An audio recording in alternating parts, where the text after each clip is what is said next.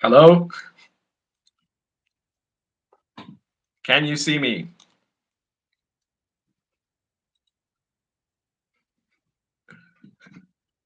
Jesus. Oh, yeah, there I am. All right, so for some reason, this thing is not doing what I wanted it to do, which is to say that the alignment is all wrong. So you're gonna have to bear with me here. Um, Let me see, what can I do here? Yes. Wait, hang on. Okay, setting it up. Come on. No, that's too high. Wait, I gotta lower this thing.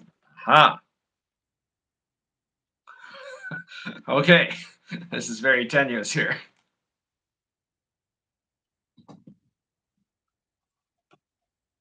Yeah, this is.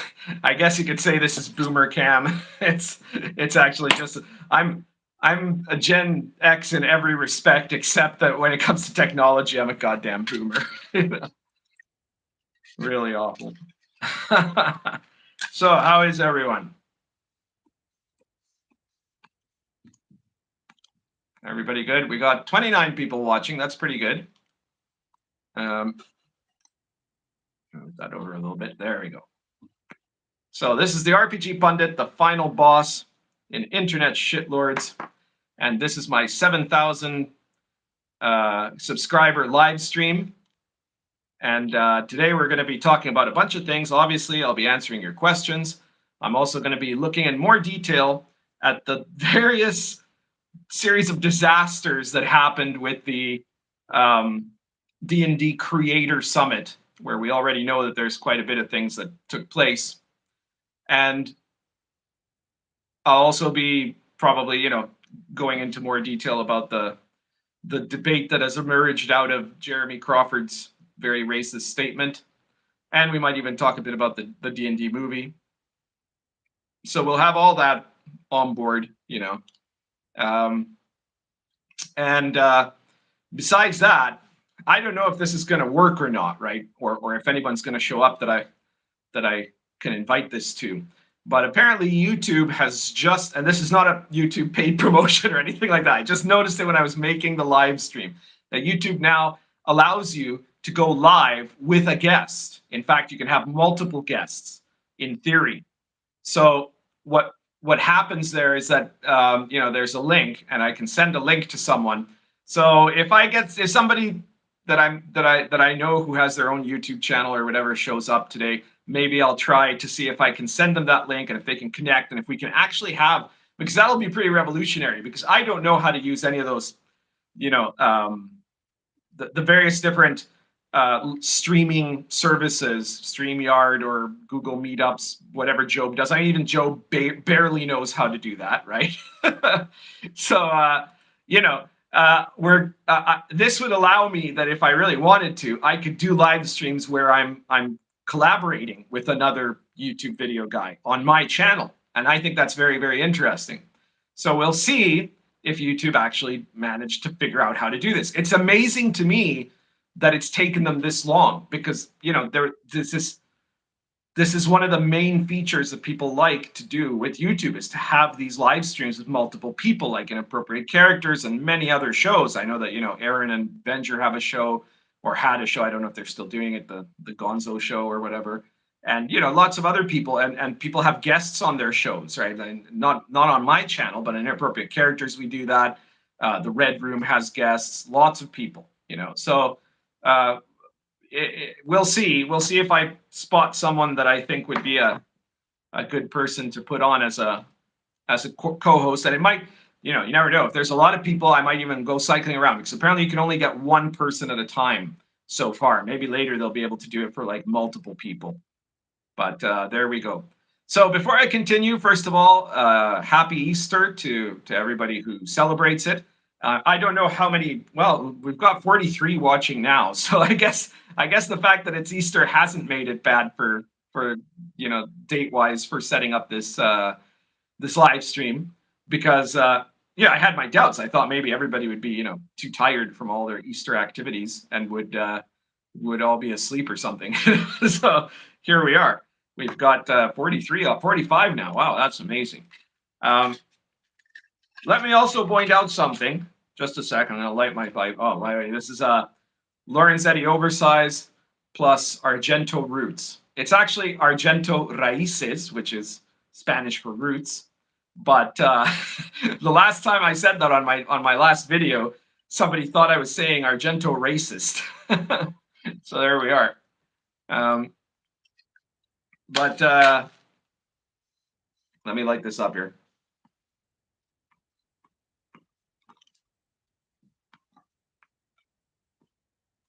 There we go. All right, so before I get any further, let me point out that in my channel, I can't do, even though it's monetized and everything, I can't do super chats because of the country. So, if you want to support me on the channel, then there's there are two other options. One is, I mean, in both of them, you can go and look at the description of this video, click show more, and you will see links to every single one of my books, all the ones that make me money anyways. And you can pick up a book or pick up an RPG Pundit Presents PDF. And if you do that during the live stream, say so in the chat so that I can thank you for it and so that other people will know.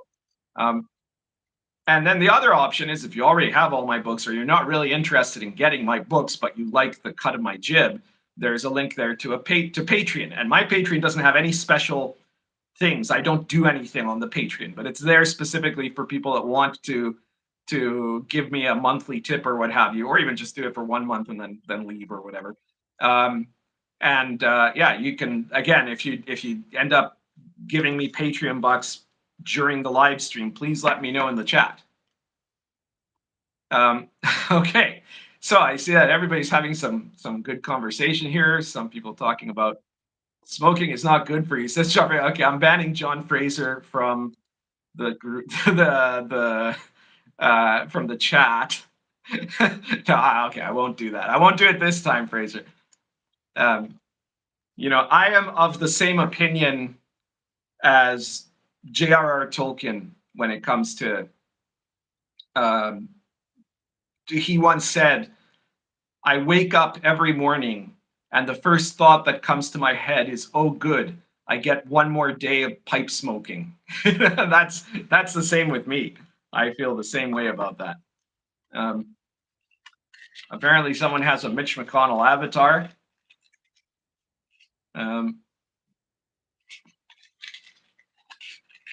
Charlotte Williams says, "I would buy. Your PDF should be on Big Geek Emporium." Well, here's the thing, Charlotte. I've said this a few times already, but I don't publish my own books. Unlike most OSR people who write a book, set up their own little self-publishing thing. Some of them are really good at it, like the Red Room, and some of them produce products that aren't, let's say, a lot more amateur. I do not really want to spend my time publishing. I don't want to have to do layout and art and all that stuff. And luckily, I'm famous enough and I make enough money from my books that anytime I write a book, I'll have multiple publishers making different proposals to me to publish my work, right? So the good side of that is that I don't have to do any of the publishing. I can just keep writing. So I get to write every day, and then I send this stuff to publishers, and then they publish it for me, and I make money.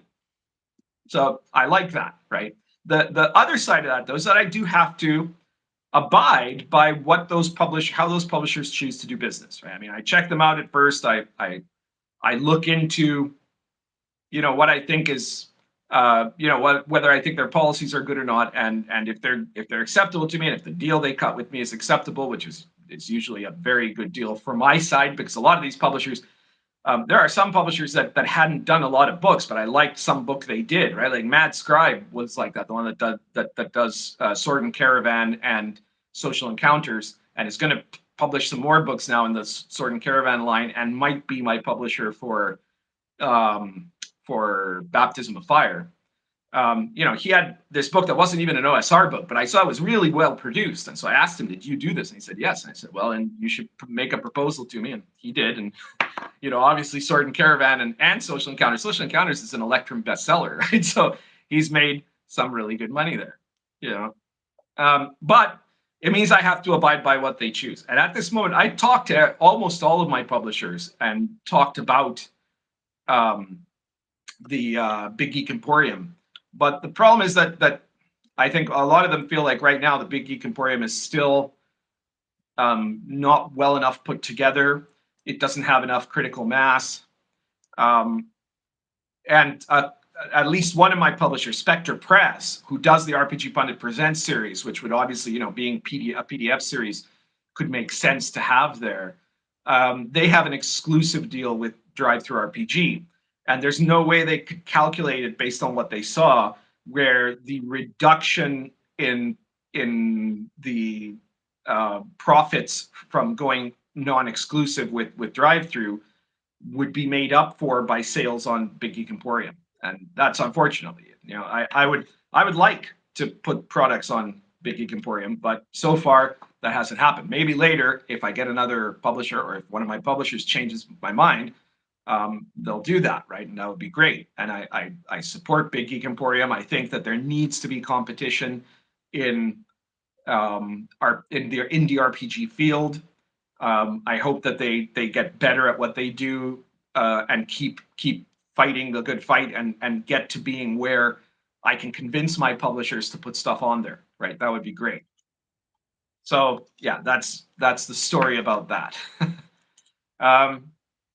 So today, the first thing I wanted to, let's start with the easy part, actually. I saw an article earlier today, or no, yesterday, or the day before, I forget. For me, time is like crazy pavement.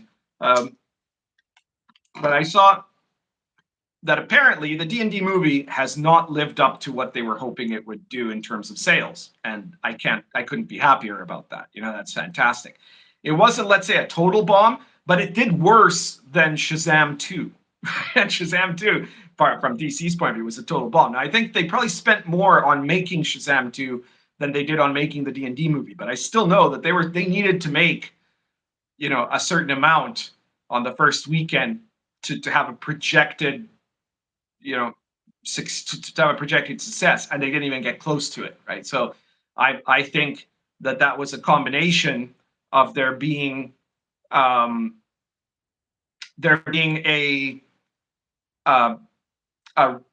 general disinterest among regular people in watching it, and a whole bunch of the hardcore nerds having been having really turned against Hasbro and Wizards of the Coast because, first of all, the OGL scandal. Second, Kyle Brink saying white guys should leave the hobby, can't leave the hobby soon enough.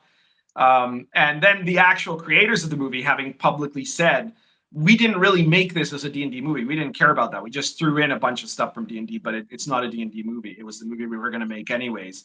And saying that they were proud of how they emasculated every male character in the movie, So yeah, this is a good thing, that they've done badly. We need to, as far as I'm concerned at this point, Hasbro and Wizards of the Coast is the enemy until they make serious changes, and everything that hurts them is good.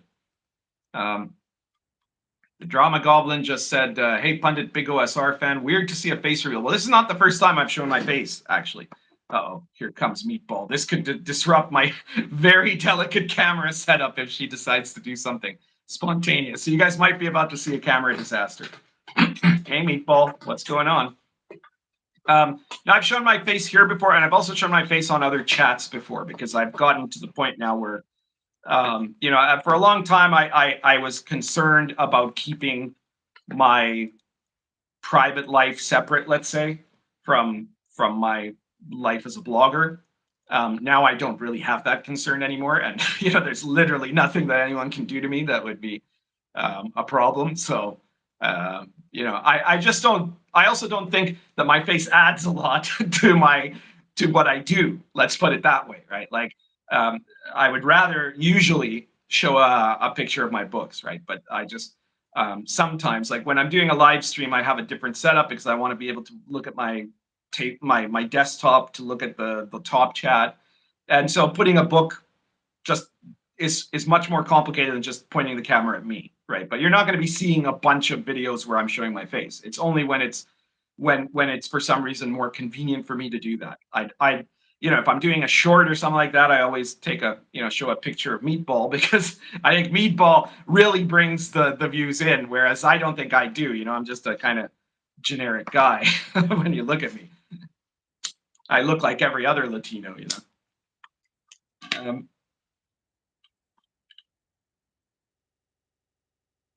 So let's see what else people are saying here. Several people congratulating me on 7,000 subscribers. Thank you very much. Thank you to everyone who's subscribed. And if anyone's watching this and has not yet subscribed, please do, and hit the like button and hit the notification button so you get warned about, videos when they come out, and live streams when they come out. I always try to do a lot of social media alerts about when my live streams are, but I guess it worked this time. We got 73 viewers at this point, so that's great, So anyways, the movie apparently has not done well. I've had mixed responses from people who actually watched it. I tried to tell everybody not to go see it, obviously, but nerds being nerds, some of them have to go see it because it says D&D, even if it was going to be like a complete assault on everything they believed in, they would have still gone because it says D&D, so they have to see it, right? It's that kind of obsessive compulsive collectionism of nerd mentality, right? So some of them did. Most of them said it wasn't. They didn't think it was bad. None of them said it was great, or like it wasn't the sort of thing that they thought that they'd be recommending that someone has to go see it or something like that. I hope most of you haven't seen it, and based on what I heard from the people who did, you're not really missing anything. Hey, do you want to come here? Meatball's looking like she's about to jump on something that she shouldn't jump on. So, hey, why don't you come over here? Show up for the fans. You can be my co-host. No? I don't know. She might show up, she might not. It's here. This is what draws you people in, the tension. Will Meatball make an appearance? All right. So yeah, I guess that's all I have to say about the movie. I don't know if you guys have anything else to add about the movie. If you do, I'd love to hear it. Charlotte Williams says, "Oh, really? A film with the cinematic pedigree of either crap or Sharknado, made by people that shit on the fans, failed? I'm shocked." Well put, Charlotte. Well put. Death Angel Shadow also says, though, okay, hey, look who's here. There's a Meatball. Hi. All right, she's on my lap now. Death Angel Shadow says, insulting and ticking off your fan base seems to be all the rage in Hollywood these days. That's very true. Though I'm hoping that it might be changing soon. Oh, Meatball, what are you doing? E. Clark says, for me, myself, not one more penny to Wizards Hasbro. The white guys already left Hasbro on Kyle Brink's preferred timeline. Yeah, well, that was that exactly. It's like, Kyle Brink says, white gamers who like to role play in person in basements should leave D&D, and most of us have said your terms are acceptable. That's what the OSR is for,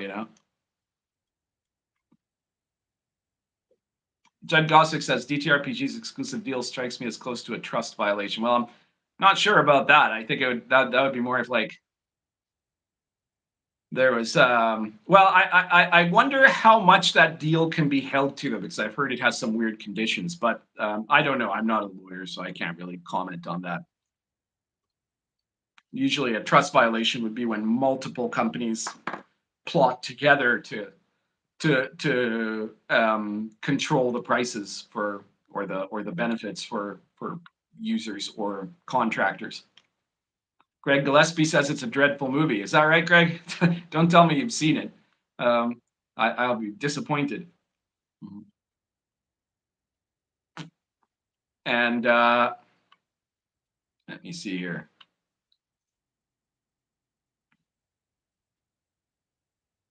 28 millimeter says, I was expecting hippie hair the last time you showed your face. I haven't had real hippie hair in a very long time. You know, there was a while in like the early 2000s where I was like had these hugely long, ridiculously long hair. But yeah, I haven't had that for quite a while. There was a while I had shaved hair on one side, right? You know, but anyway,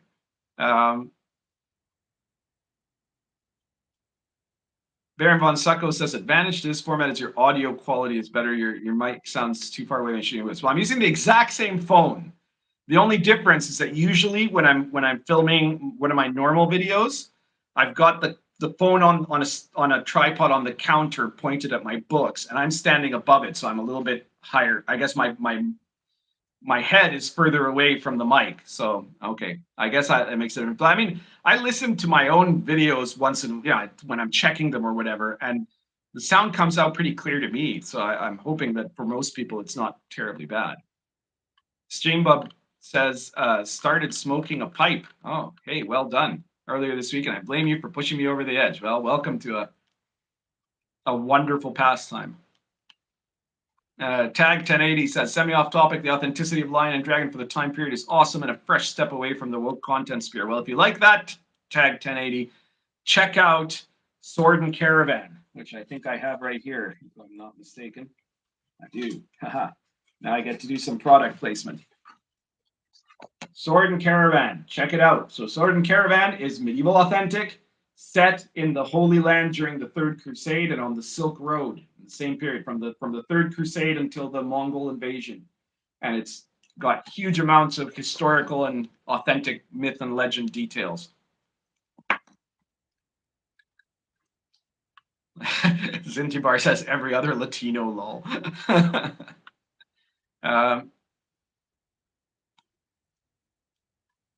Patty's Parlor says, just here to say, dang it, Job. Yeah, well, Job got confused about an appointment he had to meet, and so he couldn't do the video because he's our tech guy. You know, me and Venture, neither of us would know how to do the video. That's why we had to get Job in after Grim left. Meatball's now comfortably relaxing on my lap.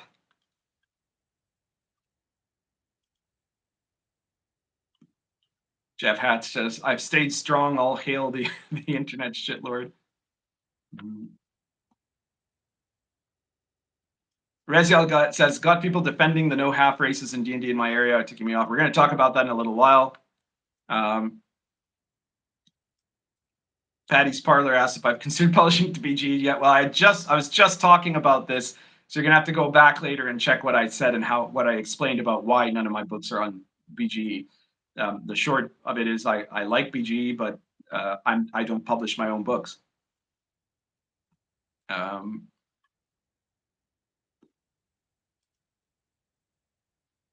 What else?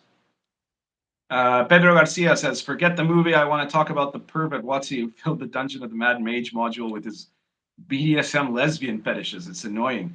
I am not familiar with that module.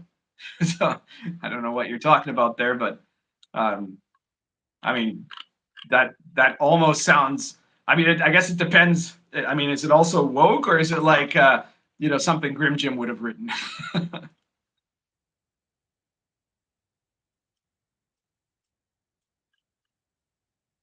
Rational Ginger says, D&D is not as popular as WotC thinks. It just got a slight boost during lockdown. Well, let's put it this way. D&D is not as popular maybe as WotC thinks. I don't know about that. But D&D 5th edition was the best-selling edition WotC ever did.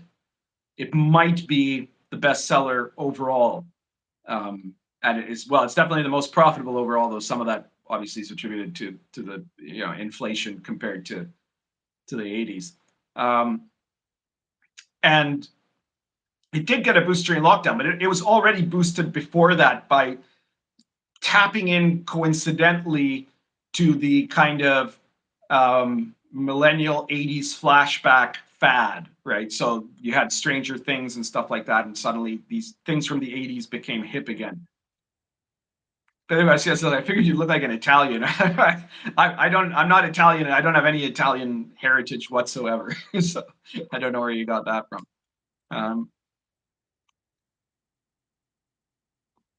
Don Pelagio says, I was kind of surprised the amount of OSR YouTubers I'm sub to who were critical about WotC and then went and saw the movie. Yeah, I mean, that's, to me, that's wrong. I didn't see it, and I wouldn't give money to them under any circumstance. Do not give money to people who despise you, right?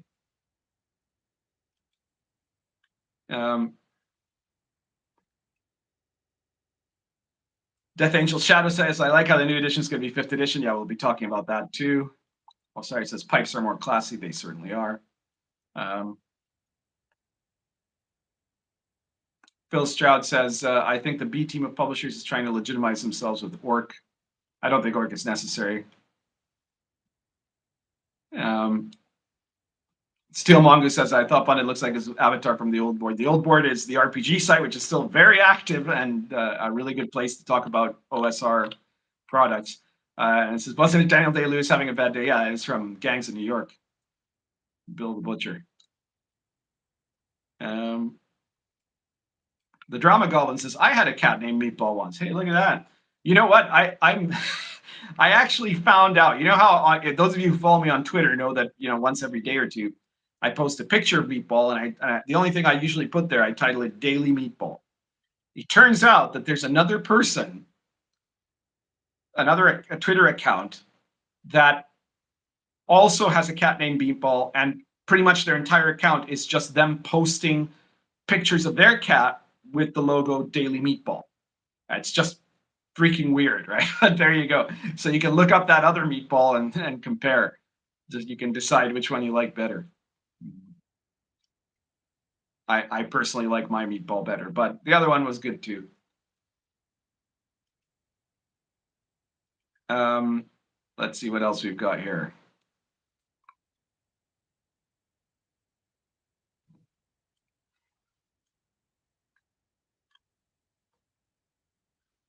Osiris says, I got into it in the pandemic, was always going to get into it now. However, I just make my own content. Judd Goswick says, loads of D&D vloggers just went back goofy. Yeah, absolutely.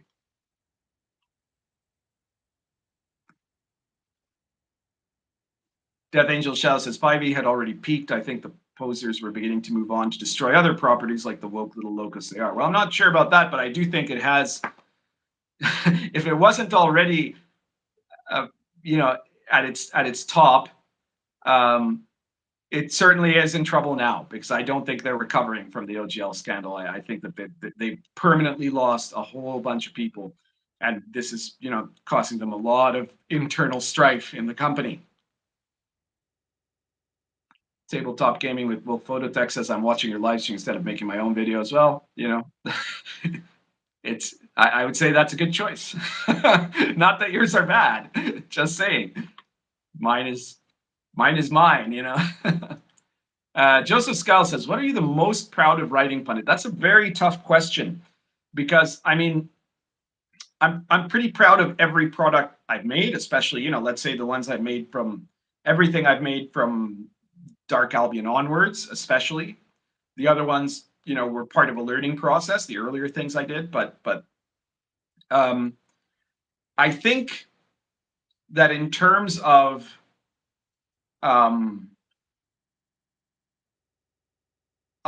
sophistication, out of the stuff that's out right now, I'm extremely proud of Sword and Caravan.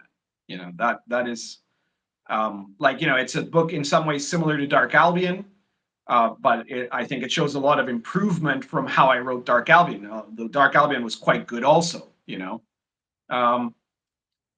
but in terms of mechanics, I think the thing I'm most proud of is Cults of Chaos. Cults of Chaos is a short source book by Dawn Publishing, and it's basically a generator for creating medieval authentic chaos cults, complete with plots, with complications, with resources, with everything. So you can do a series of rolls, and in minutes, you end up setting up an entire enemy group, their schemes, their, other things that are going on in the environment, locations, everything. So you can like roll up on those tables, and you end up generating in an adventure out of those rolls. And it has the mutation rules and stuff on elves and other material too. And I think it's actually like, as far as mechanical, technical excellence, let's say, it's probably the best thing I wrote. Simon says, first time catching a live stream. Hi to Meatball. You don't look like how I expected. Thanks for all your content. Well, thank you, Simon. Let's see what else here. Crap Phone says Lion and Dragon, awesome. Thank you. Uh-oh, there goes Meatball. She's off. I don't know where she's going. Now she's behind my screen there. My monitor. Charlotte Williams says, at least you can still play in the OSR for now, but word is One Shelf, the parent company of Drive-Thru, is getting involved. I hope I just heard wrong, honestly. I'm not sure what you mean by One Shelf is getting involved.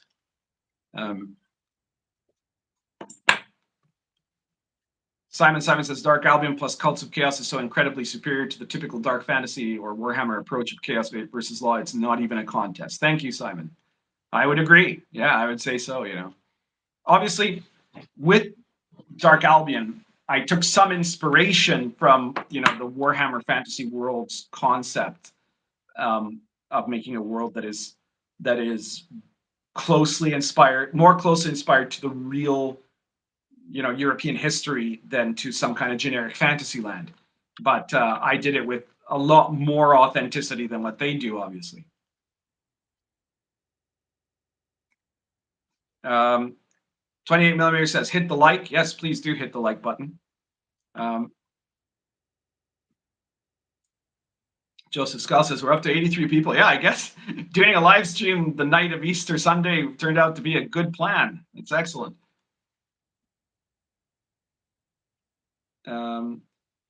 Nixit11G says, WotC lost OSR gamers with woke ideologies and the new wave community with OGL. They stuck their greedy foot in it. Yeah, well, yes, yeah. That was like the worst blunder that they could possibly have done, I think, Charlotte Williams says, supposedly they're re-editing Drive. Well, I don't think Drive-Thru is re-editing the PDFs. I think Wizards is re-editing the PDFs. And Drive-Thru just puts them up for sale, right? But it's Wizards that wants to recreate, to rewrite history.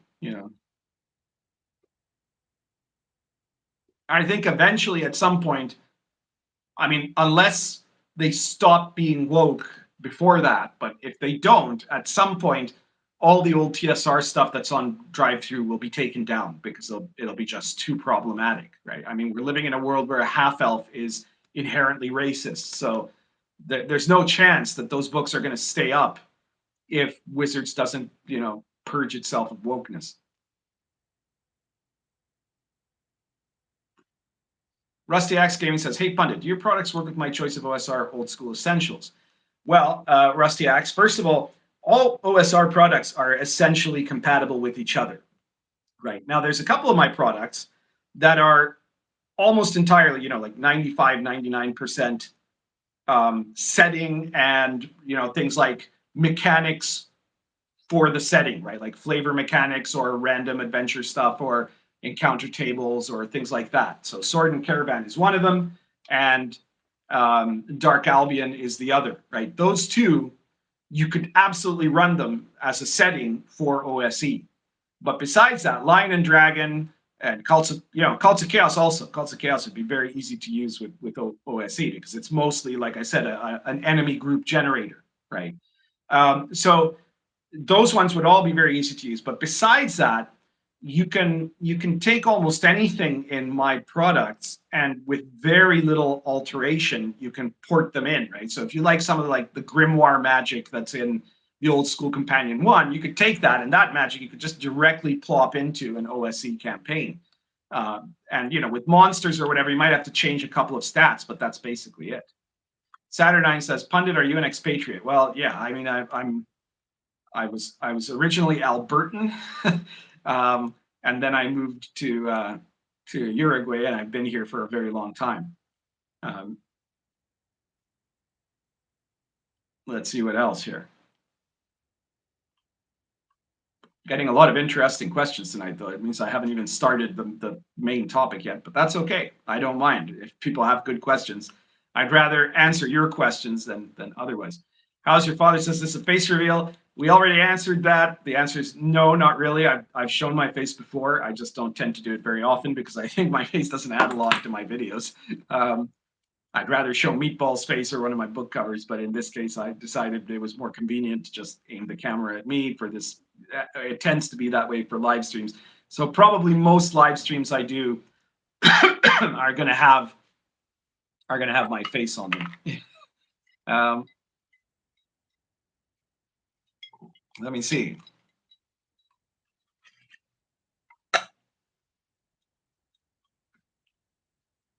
Eric C says, I don't blame you for leaving Canada. Well, let me tell you one thing.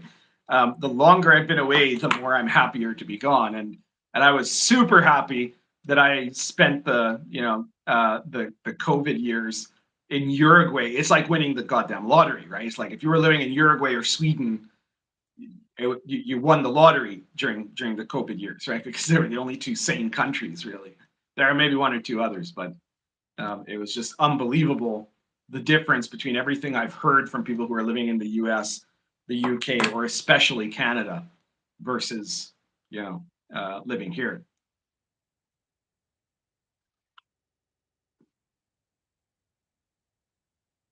Eric C says, question, why does Go Broke not seem to apply to RPGs? Chaosium, Paizo, Kobold Press, all woke and doing well. Well, that's an interesting question. I mean, we know why it's functional for Wizards to be woke, which is because Wizards is owned by Hasbro. Hasbro takes advantage of DEI initiatives, of ESG initiatives that the government has, and that their own investors like BlackRock and Vanguard have, right? But for the other companies, I think that it's because those are, when it comes down to it, they're still very niche products, and they're not necessarily doing all that well. It's very possible that they could be doing a lot better if they weren't behaving in this way, right? Certainly Paizo, speaking of winning the lottery, lucked out unbelievably because of the OGL scandal, right? Because Paizo jumped in and said, we're going to be the champions of, gamers and game designers and creators. We're going to make our own OGL and all this sort of stuff. And they came out looking like heroes. And there were a bunch of people saying, oh, I'm going to buy Pathfinder now, forgetting that Paizo is probably more woke than Wizards, right?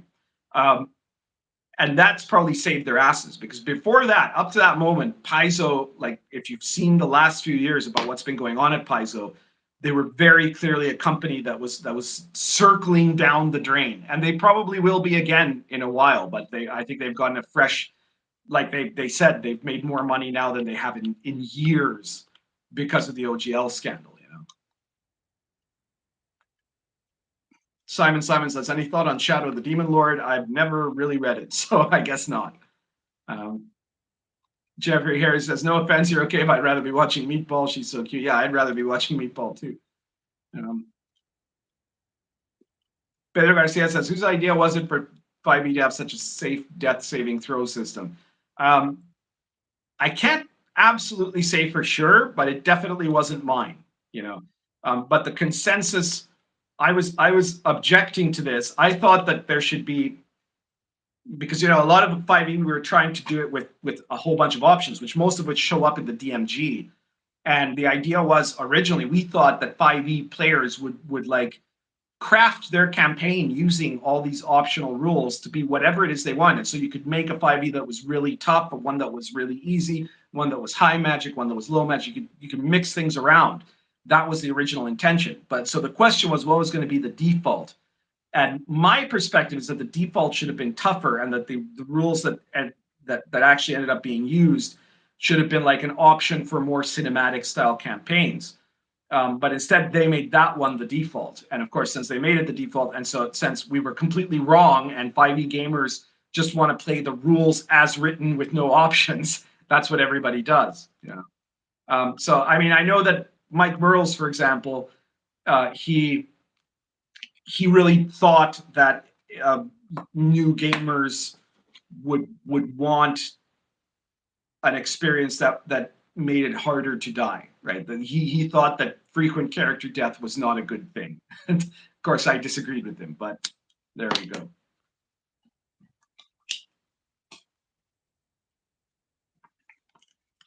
I don't know if you guys can see this, but I was gifted recently by Bill the Elf's Player this Zippo.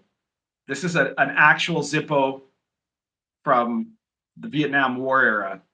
I don't know if you can make that out there, but it says serving the free world forces in Vietnam. It's older than I am, so there you go.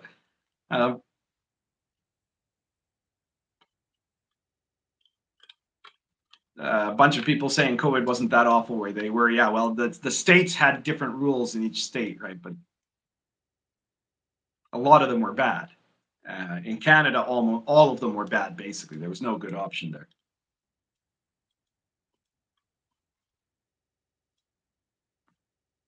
Saturnine says, I've heard Uruguay is a good place to go if you're looking to escape the Western downfall. Well, it has its advantages and disadvantages, but I would say it's one of the best places to live in the West right now, more or less, if you make money outside of the country.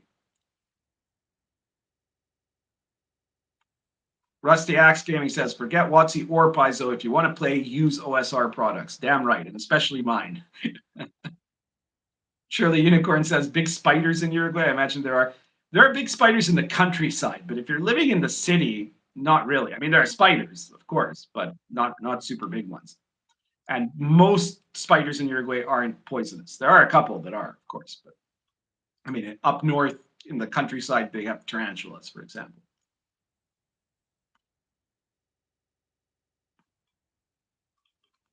What else have we got here? I always get behind on the on the comments. Nick Mayhew says, I really like this channel. I'm watching your videos. Great to be able to put a face with the voice. Well, thank you, Nick. Again, if you want to support me, we do not have super chat here, but the best way you can support me, you check out in the description, the show more, click show more in the description of this live stream, and there's links to all my products. Go buy a product of mine, and then tell people if you buy it while the live stream is going on, announce it in the chat so I can thank you, or support me on Patreon and do the same there.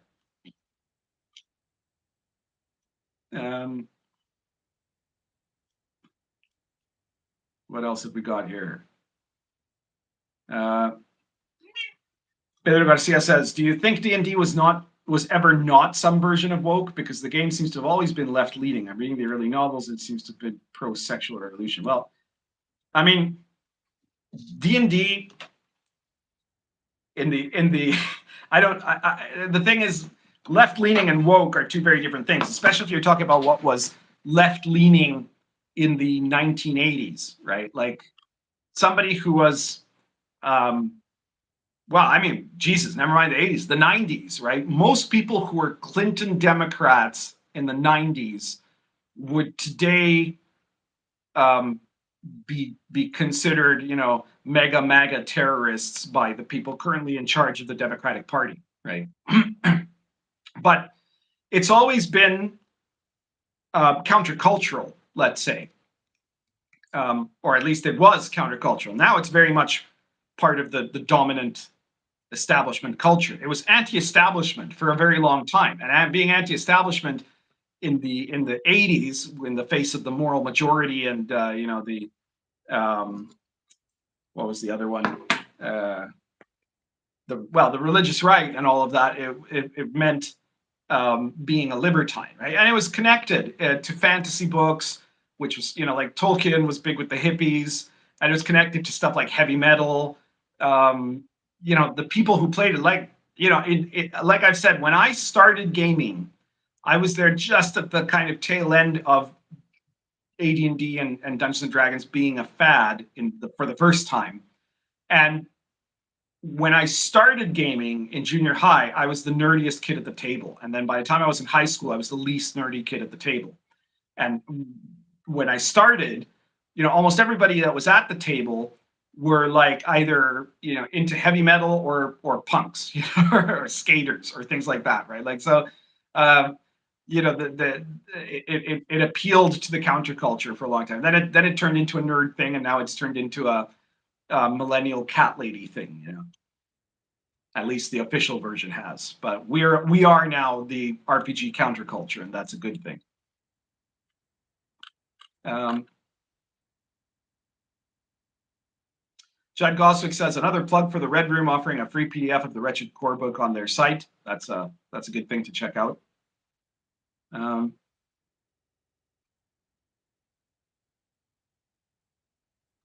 Jeff Hat says, Pundit, do you want to see a screenshot of what Bob said? I don't know which Bob you're referring to there.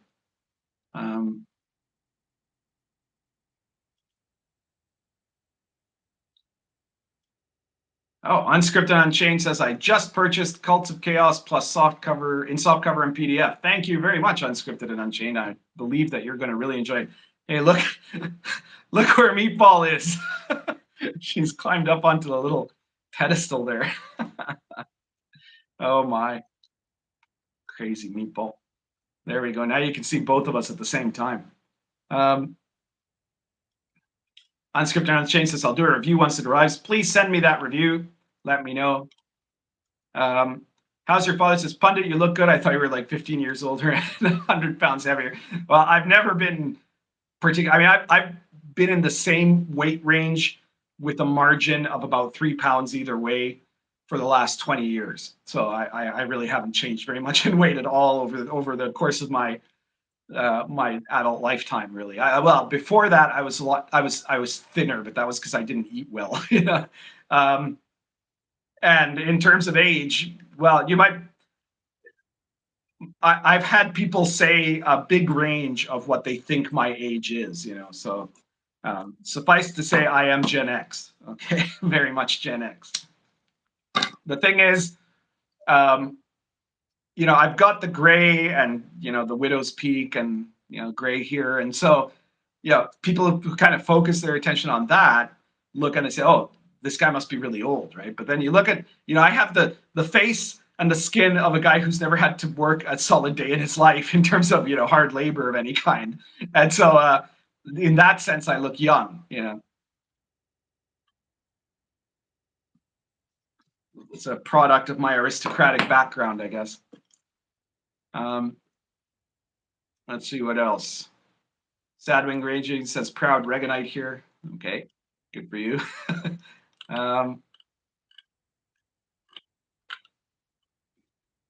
To quote Hank Hill, I missed voting for that man. How's your father? Says thoughts on the new D&D movie. Sorry, you got here late. We already talked about that. We're going to talk about the stuff that came out of the Creator Summit next. Surly Unicorn says Meatball is practicing her ninja skills. Correct. E. Clark says, I hated Clinton in the 90s. These days, I would give my left nut for a Clintonite who would actually debate an idea for a change. Well, you know, the Clintons had corruption and sexual, you know, scandals and things like that. But you look at Clinton's policy, and there's no way that policy would coincide with the Democratic Party today. He would have his policy would be a left of center Republican policy. Absolutely, you know.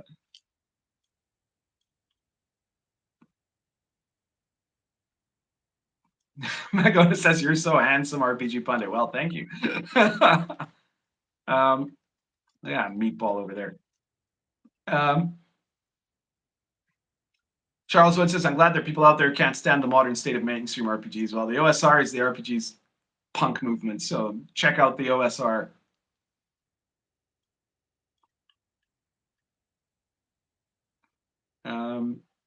Joseph Skiles says, how were you first introduced to the hobby, Pundit? Well, I think I've told this story in previous live streams, but I was in junior high, and this kid in my class had gotten the red box basic Dungeons and Dragons set, and he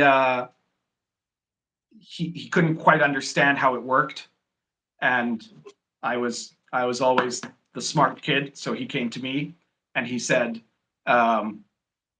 he said, maybe you can do you know how to make this work, right? And so I read it, and I ran the first, the adventure that came with it, and I didn't get it all correct, right? I kind of had to do a bit of guesswork there too, but that was my first experience. My first experience was GMing, and I guess that's why I'm more of a GM than I've ever been a player. And then it all just took off from there.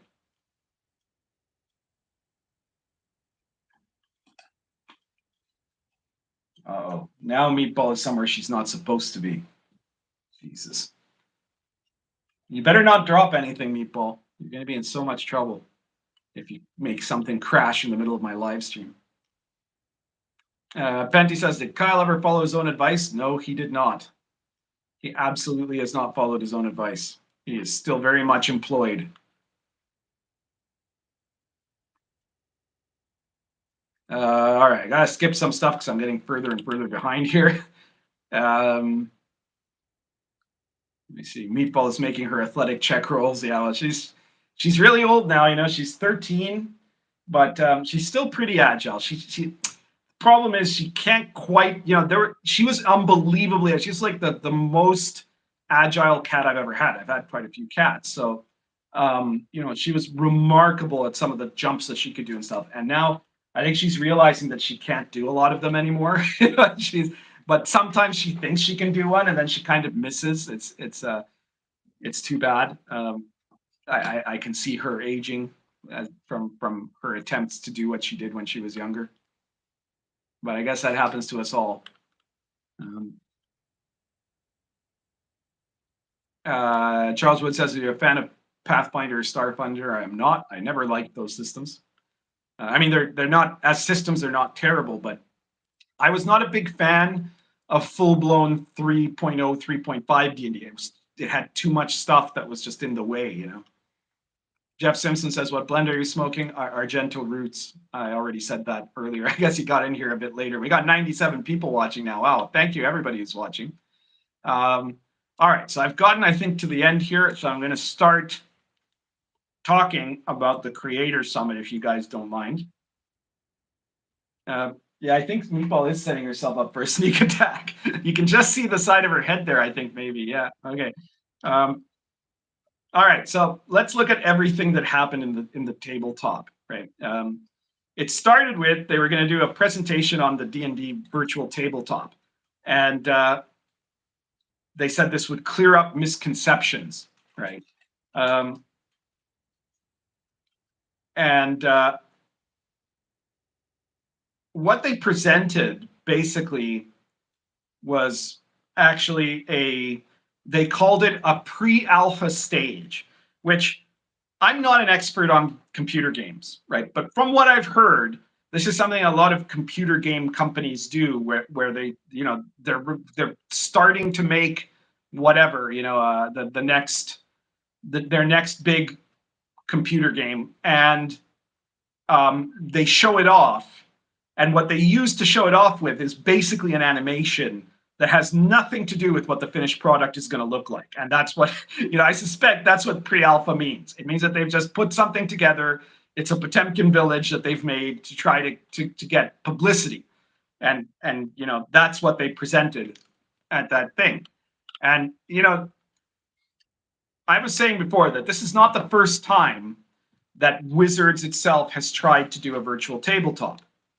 And every time they've tried, it's gone horribly wrong, right? Either they weren't able to do it, or it was just disastrously bad, or in one case, the lead designer was involved in a murder-suicide incident.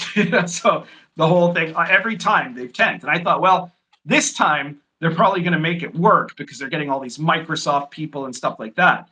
But based on what happened at the Creator Summit, I have very, very serious doubts, because they from what I understand, they basically tried to set it up, and then it didn't work right, and the feed was cut off, and all sorts of stuff happened that tell me that there's a good chance that this virtual tabletop is going to be just as non-functional as every other one they've tried. It's like they're cursed, or something like that. So it's quite remarkable how that worked out, Charles Wood says it's a bit late to the party. He says, just read your channel description. You helped make 5e. Yo, that's awesome. Yeah, that I helped create 5e. Death Angel Shadow says the summit was really just a marketing event. Yeah, but it was a marketing event that went horribly wrong for them. Again, they can't seem to get their act together. Like, it's just amazing. You would think that they would do massive effort at reformation, right? They would be trying desperately to redeem themselves after the OGL disaster, and they haven't. They just keep putting their foot in their mouth over and over and over again. It's insane, you know. Sadman's Raging says Pundit kept 5e from going full woke back then. Well, you know, there wasn't as much woke back then. I think a lot of that what was keeping that in check, ironically, was Mike Mearls, who then just had more and more pressure from the woke side as time went by. I don't want to take all the credit for keeping it woke. I do take a lot of the credit for making a system that had enormous broad appeal for, especially for casual gamers, which was the goal.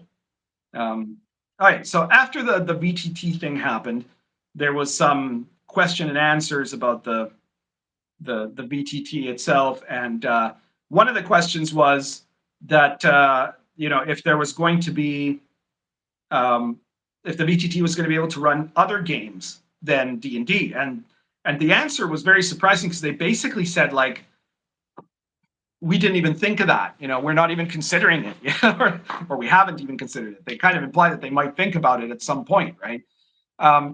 But you know, that's it. I think that the real thing about that, the real truth about that, is that their goal is to make this VTT, and that it will be so successful that it'll basically choke out all the other RPGs, because you can't play anything on the VTT except their current edition of D&D, one, you know, which will be one D&D, even though now they're claiming it's not, right? And so, you know, I don't think they're ever going to want to do other games there, though they might, as a last ditch desperate attempt, if the VTT ends up being very unsuccessful, you know. So I think it's completely contrary to their agenda to have other games on there, and I think that they're just hoping that their VTT will be so much, it'll be such a success with the, you know, the force of being Wizards and being the only ones that'll have like sanctioned 5e stuff there, or 1D&D stuff there, that it'll kill the other VTTs, you know. Or they might just buy some of them out and then, you know, shelf them. So apparently it's not set up to run on a web browser. You have to have a specific app for it, or, you know, program for it.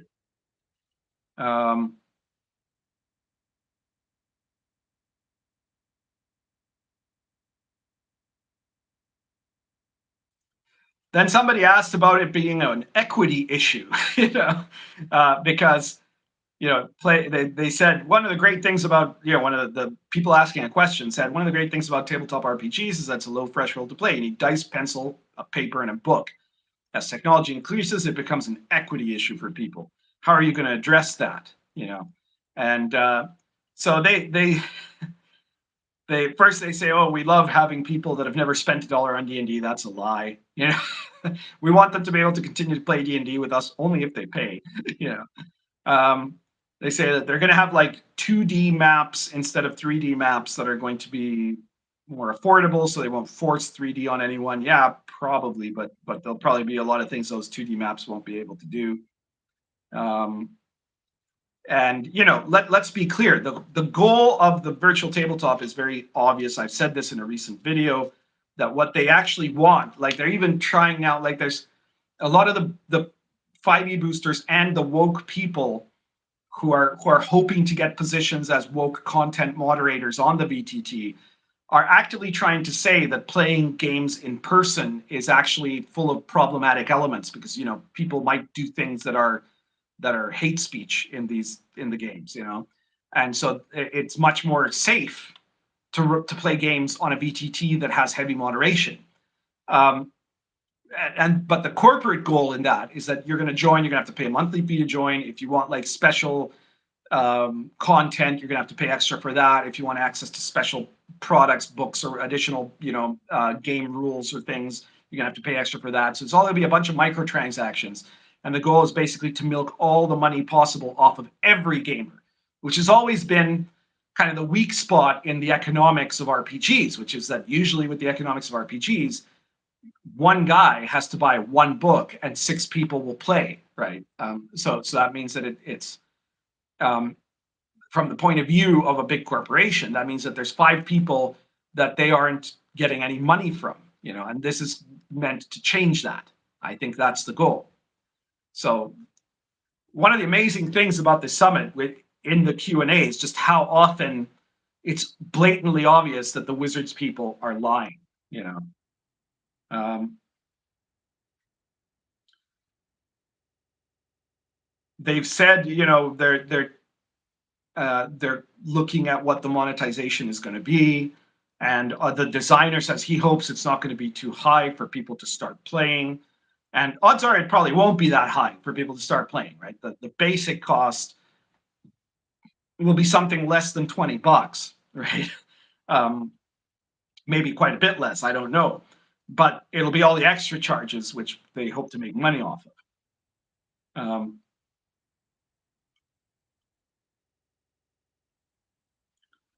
After that,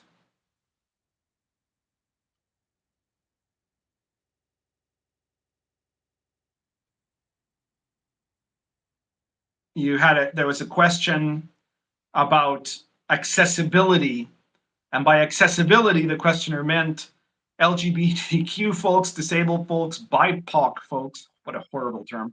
And it's easier if that's tackled from the beginning. How are you going to make sure that those voices are being heard? Um, and the creator says, well, we hope with character creation that people will be represented in what their character creates. Um, and so they think it's super important that this representation be very, very central.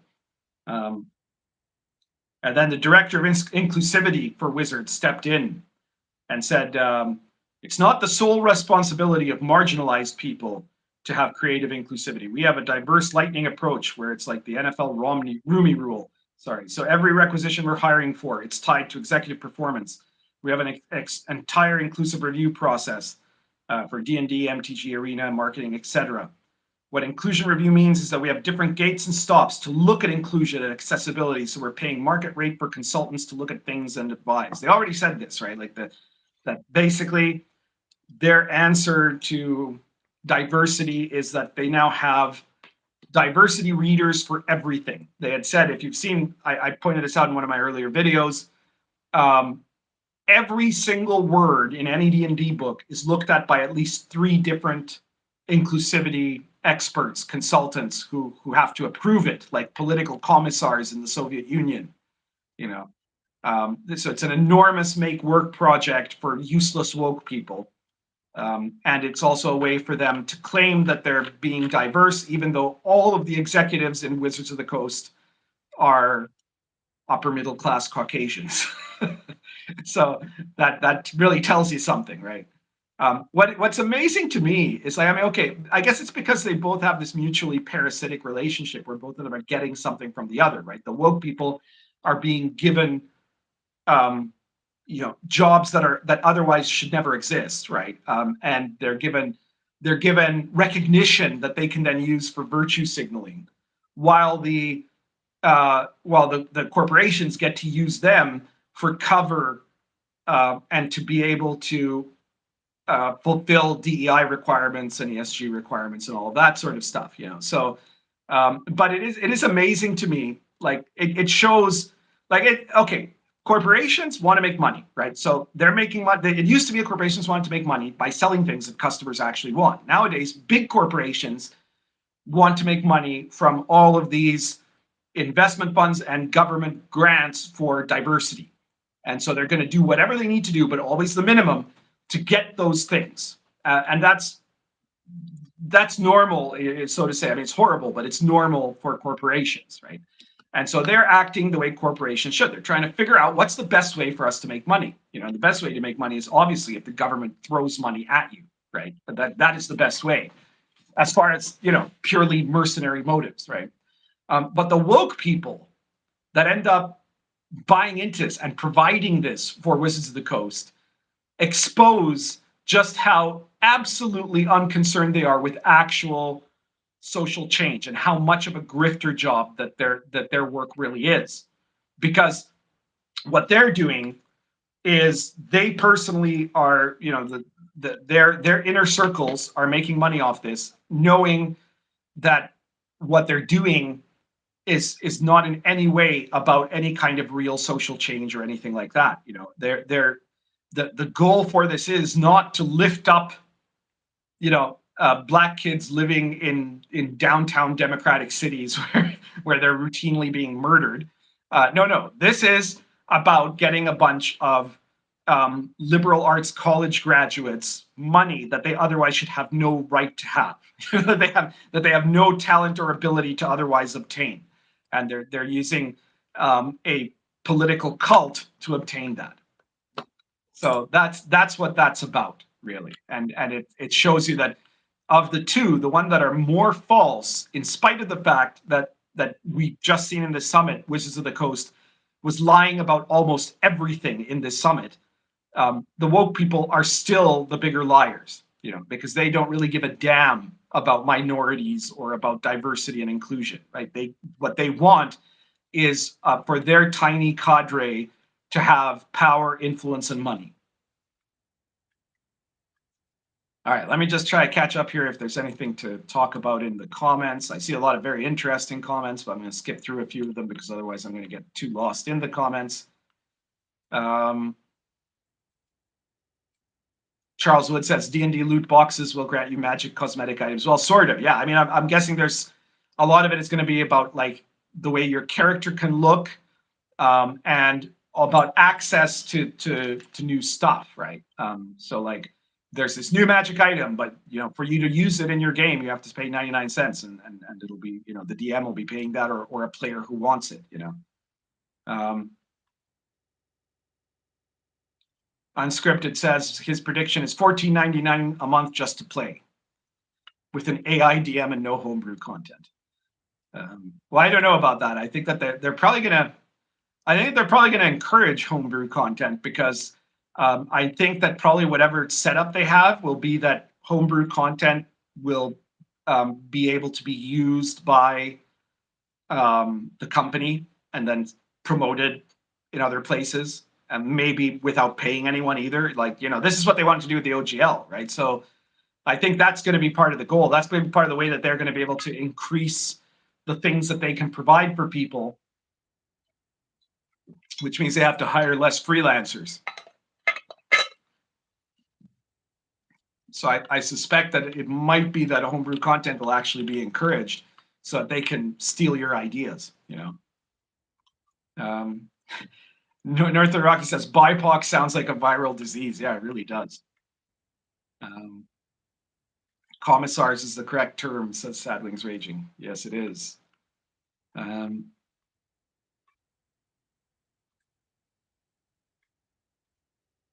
What else have we got?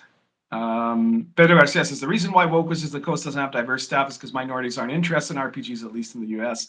The hobby in America is incredibly white. Well, yeah, but there are lots of non-white game designers, and the thing is, the real reason is because anyone who's actually talented won't work for Wizards of the Coast, because what they'll pay you if you're just like a freelance designer that is one of like 40 people doing this book is peanuts, right? So if you have actual talent, you're not going to do that. That's why all the recent Wizards books have had like 30 to 40 people in the credits, and they're all buddies of the lead designer. Most of them have no history in game design, or very little history, and most of them clearly are deeply untalented, right? And of course, a lot of those are people of color. Like, famously, which one was it? The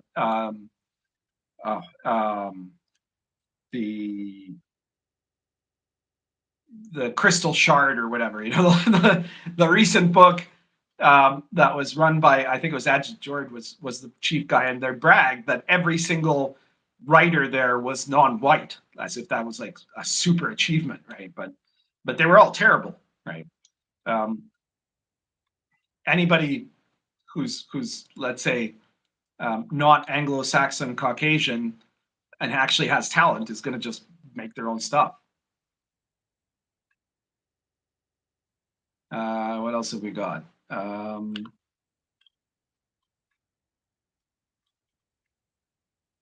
Charlotte Williams says, I think it's going to be things like colored sets, furniture, individual minis sold like NFTs. Well, they already gave away something with this in the summit, which is that apparently there's going to be 3D graphics and 2D graphics, right? So obviously you're going to be paying more for the 3D graphics. You might have to pay by module for 3D graphics because they've said, well, we're going to make the 2D graphics accessible. By definition, that means that the 3D graphics will be pay for play, right?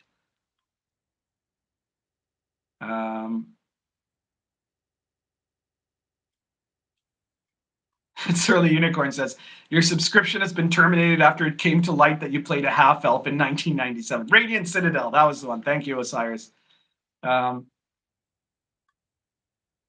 Osiris says, I read through Radiant Citadel quickly, and most of it was about cafes and eating. Well, there's a reason for that.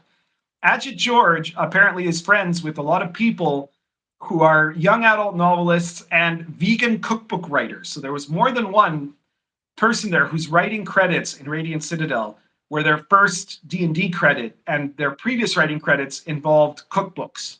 So unsurprisingly, it was, eat, pray, love instead of actual D&D.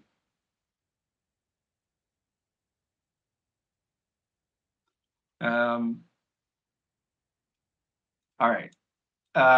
Charles Wood says, what's the best forum community online for OSR? I would say the best one is the rpgsite.com, which is my forum community, which is one of the bigger ones of the old forum days, and it's still very, very active.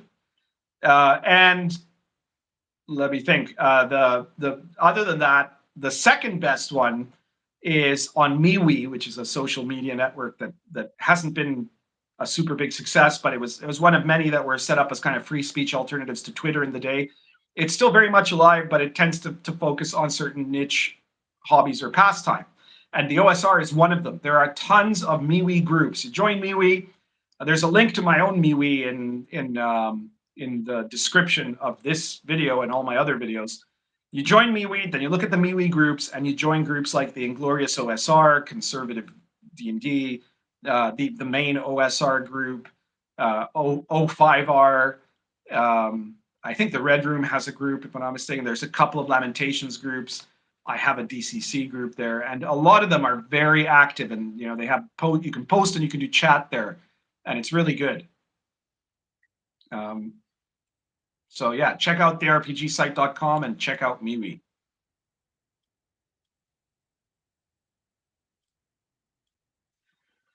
All right, so carrying on. Let me see here. So there were some people on the woke side who commented things that ended up being a bit problematic for Wizards there. One of them said, one of the issues that's been raised in past is hiring on a high level. By that, they mean executives. There is not a single person of color who's an executive on Wizards of the Coast, right? They say high-level executive roles usually take 15 plus years of experience, and that's difficult to get if you're not a white male. And they answered, that's a great, the diversity officer says, that's a great question, and we're looking into what is actually required to do the job and what's nice to have. So it's a question of reassessing. It's finding people with the right experience for what's actually required and broadening the scope instead of an arbitrary number.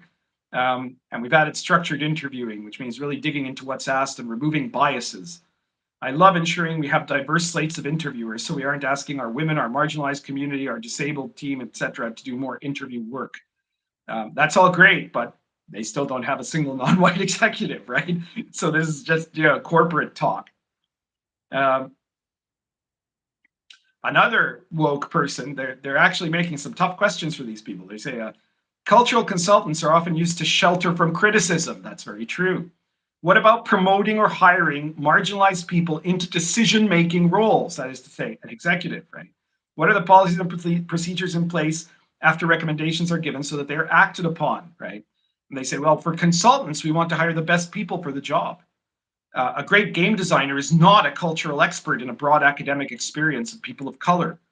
Well, that depends, doesn't it? And I mean, a person of color is not necessarily a cultural expert in the culture that their color reflects. This is again the magic blood theory, right? That CRT has this idea that if you're a black person who was born and raised in Delaware, let's say, I don't know, just to give one example, that somehow, because your skin is black, you would be an expert on an ancient African game setting, right? Just because of your skin, which is nonsense, right? And that's absurd. And you could have somebody who's, I don't know, German, but is, a professor of medieval African history or something like that, and knows all about the Kingdom of Mali or stuff like that, and could do an actually much better job of doing a game that actually reflects what that history was, right? And these people are like, this is one of the problems with Radiant Citadel, right? They claimed, oh well, we've got a Persian guy who's going to do the Persian setting, and we have a Venezuelan person who's going to do the Venezuelan setting, and the Venezuelan person saying was like, well, what is it about your setting that's going to be authentic? And I'm like, oh well, it's going to have arepas in it, which is a food that they eat, right? Because they were all like immigrant children or children of immigrants or grandchildren of immigrants or just people of descent, right? And so that these were not people who were in any way experts in their culture. And again, even if you were like let's say they hired a modern day Mexican person to do an adventure set in a setting that's meant to be like, pre-Columbian Mexico, there's no that doesn't mean that they would actually know what they were doing, right? Like just like the average modern day American, if they were asked to write a Wild West setting, would probably make a setting that's largely based on movies that they saw. And I mean, we saw this with Daniel Kwan for his adventure in Candlekeep Mysteries. Kwan was the guy that wanted Oriental Adventures banned because he said that it's just cultural appropriation and it's based on stereotypes and it's just horrible, right? And it was because Gary Gygax didn't actually know about real Oriental history, and he just based everything on like movies and TV. And then Daniel Kwan was given an adventure to write in Candlekeep that was supposed to be based on Chinese culture, and he wrote an adventure based on kung fu movies. So because he's a Canadian, he's not he's racially Chinese, but he's not actually from that culture. He was raised in Toronto or something, so he doesn't have any idea what he's doing. But because of the magic blood, his product is supposed to be fine, and Gary Gygax wasn't, right? But it was very clear that his real knowledge of Asian history or culture was very, very poor. I could say that as a historian who has studied Chinese history and culture. Whereas if you look at what I write in Sword and Caravan for the Jin and the Southern Song Dynasty, it's actually very well researched, and it's very authentic. And I don't have any, as far as I know, maybe I'm one of Kenghis's descendants or something, but that still wouldn't make me Chinese. I'll make me part Mongolian, I guess. But as far as I know, I don't have any Chinese blood, but I've studied it for decades, right? Largely in the context of the history of religion, but that involves studying culture, it involves studying in China, it involves studying philosophy, it involves studying the mechanics of court because of Confucianism, all kinds of stuff, and I know how to do historical research.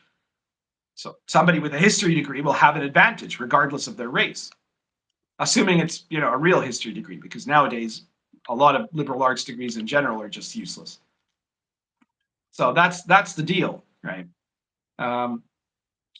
Nixon says, so does Meatball get the job for the Tabaxi setting? Well, the problem is they wouldn't hire Meatball because they think that Meatball is a dangerous right-wing extremist.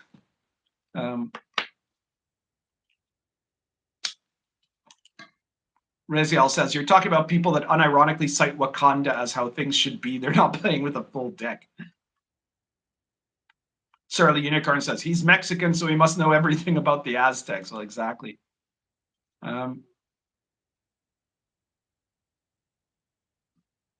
Uncle Jamie says, question for the RPG pundit. If WotC had said that the new inheritance rules were purely done that way for game balance reasons and hadn't mentioned racismus at all, how would you have reacted?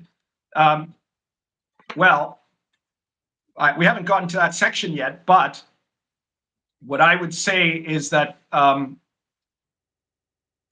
I think that it's difficult to divorce that from what they have said. And from my own personal tastes, right? Like, I mean, obviously, in Lion and Dragon, you can only play a human, right? And I see non-human races as representing mythological and archetypes and human allegories, but not meant to be like they're meant to be alien, right? But if you're doing something that is meant to reflect traditional modern fantasy, right? Like we're talking about 20th century fantasy, then that it can make sense if you're doing a generic fantasy setting to have elves, dwarves, and maybe other weird races, right?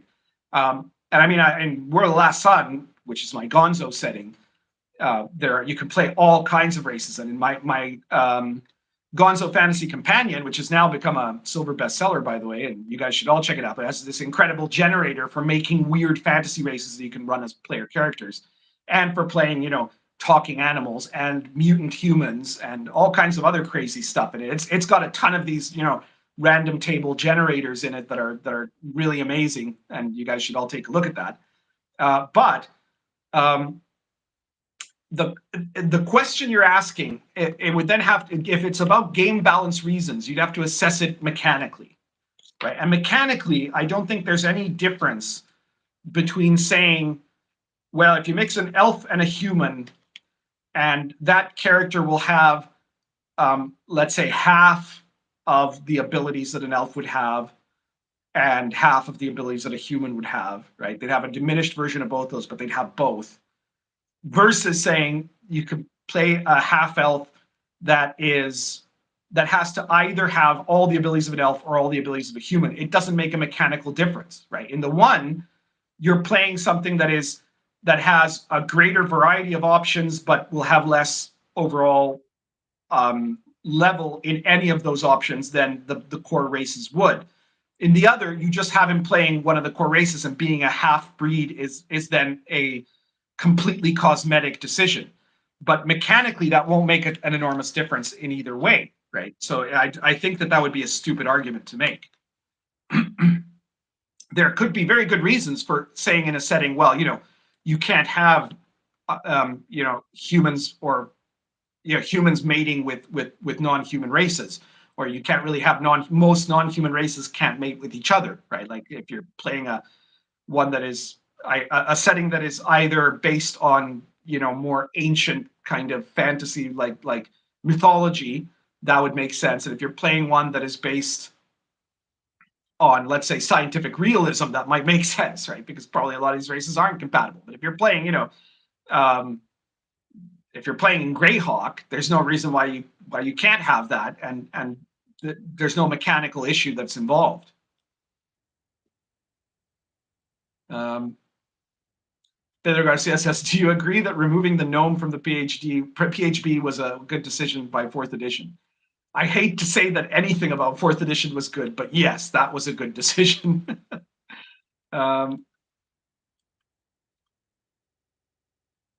Charlotte Williams says, I think Hasbro gave WotC an ultimatum. They have to be profitable by a certain year or they'll dissolve them. Well, I think that involves the hiring of Cynthia Williams. She promised that she would make Dungeons and Dragons $1 billion product, which is it's a long way from that right now. And I think if she fails in that promise, it might be that Wizards will get dissolved. It could happen. Elizabeth Lestrade says, curious to know if the Crusades Silk Road setting would cover Joseph Arimathea or possible quests for either the Grail or the Ark.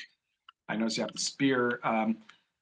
Well, in certain Caravan, I talk about certain holy relics and things like that, but I don't really mention a quest for the Grail or the Ark of the Covenant, because neither of those were actually major elements of what was going on in the Third Crusade. Like the True Cross is an important thing that shows up because obviously the time period of Sword and Caravan covers from the third, the failed Fourth Crusade, the Children's Crusade, the German Crusade, and then the Fifth Crusade. Right, all of those happen within the time period, the timeline of the campaign book, and are detailed. And in part of that, the possession of the Holy Cross, the True Cross, is involved, right? But really, if you want to talk about Joseph Arimathea and the Grail, you probably want to look at Arthurian stuff rather than Crusade stuff. Dumpler says, how ironic that Wizards' new inclusion committee decided that half races need to be excluded in their latest rules revision. Well, I don't think that is ironic. I think it's reflective of CRT. Like I said in my earlier video on this, critical race theory depends on the idea that in every interaction at every level, individual, institutional, and societal, when people of two different races are interacting, it is impossible to divorce from the fact that one of those races is by definition the oppressor and the other one is the victim in that interaction. And so when you understand that, you understand why there's a lot of people who are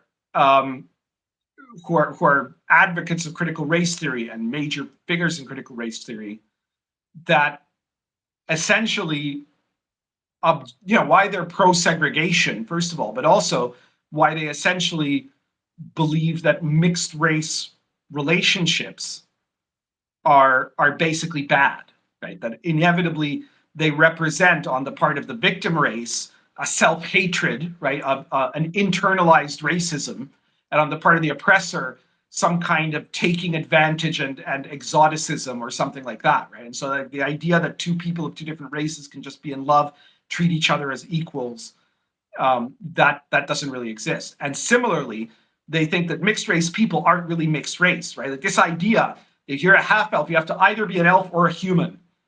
Makes perfect sense when you understand that CRT says, well, if you're half black, you're really just black because the institutionalized racism of society will see you as black. So you're just black. You're not actually white at all. And if you're trying to think that you are part white, then you are yourself internally white supremacist. So this is completely in following with their ideology, what they've done. It totally is. All right, let me see what else we've got here before I continue again.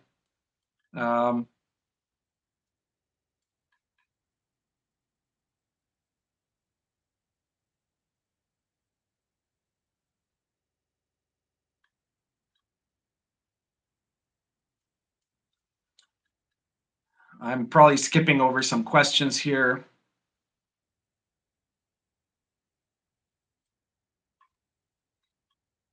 Esoteric Order of Nerdy says, question for RPG Putting. I have a copy of the CRT book. I'm curious to see read the entry. Well, I don't know which CRT book in particular you mean, because there have been a wide variety of books on critical race theory. Critical race theory is not just something that one person invented. It was a term that started in law schools, probably, although it was, critical theory as applies to race was being used before that, before the actual CRT term was being used. And it was being used in all aspects of academia, but especially in the liberal arts before it was applied in law schools, because they're trying to, there's always this claim from leftists that, critical race theory is just something that happens in academia or something that happens in the legal profession or things like that. It's just a theory about, balancing out certain racist elements in our society. And that's clearly not what it's become. Critical race theory has become a manifestation of postmodernism that is meant to be as totalitarian as every other manifestation of postmodernism. It demands totalitarianism. And the key to understanding totalitarianism is that it has the word total inside it. Every aspect of life must be about this. This is why they can't just let people enjoy things, right? Because the totalitarian mindset means that you must constantly be focused on the political ideology in every aspect of life, whether it's your knitting circle, your church, your kids' schools, the car you drive. Everything you do must be politicized. Everything you see and everything you read must be politicized. Every aspect, every hobby, every pastime, vacations, everything has to be turned into a method of the political indoctrination to make sure that it creates the year zero that they are looking for.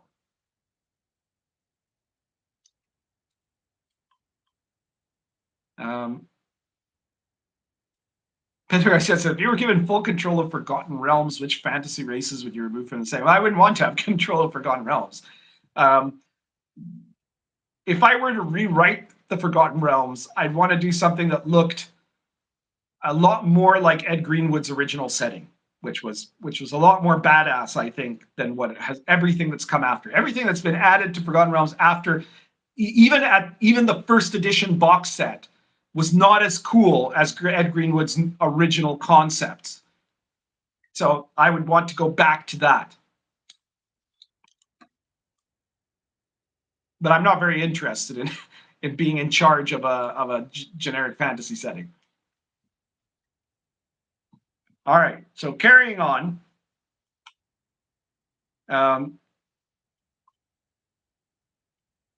After the Q&A about the VTT, they go into general Q&A, where Jeremy Crawford and Chris Perkins are talking about the changes in the new edition. And the first thing that is asked about to them is about how they're going to integrate 5th edition creators. And keep in mind, this was a creator summit, right? But creators for them doesn't necessarily mean people who write adventures. There were a ton of people who have, game designers who were not invited to this summit.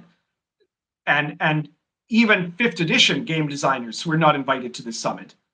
And there were a bunch of YouTube celebrities who were, or other, Twitch streamers or things like that. And of course, all the people that were chosen were people that they assumed would be somewhat fawning of everything Wizards was going to do. And it's actually notable how critical some of these questions were, because these are like their vanguard. This was what they imagined were their Republican Guard, right? The most loyal people that they had brought there. They didn't want to bring anyone in there that was going to cause trouble. And yet they still got asked some really difficult questions. So this shows you just how shattered the trust is in Wizards of the Coast, even from some of the biggest loyalists, and basically Crawford had no concept of what to say about, how to make things, how to integrate these creators, to the process. Then somebody says there was a large lack of confidence and distrust in the community right now. Many of us were attacked for even coming here. What are you going to, what protections are you going to put in place to restore the lack of trust that the community feels? And so they were saying, oh yeah, well, January was just horrible for us. That was their response to these people. We lost sight in that moment that D&D is a dialogue. I'm not happy with the trust we burned, but I am happy with where we landed. That the SRD is in Creative Commons, and irreversibly so. It's a signal we want to keep D&D open and inclusive after they were forced to do this, because otherwise they were going to just be destroyed, right? And he says, my commitment as the head of D&D is to be here and have a dialogue with you and keep it going. It's an ongoing process. This is actually Kyle Brink who's talking here, not Jeremy Crawford. And then also the other guy who's there right now is Dan Rosen. And then a guy named Dixon. Okay, I'm not sure who that Dixon guy even is, but there we are.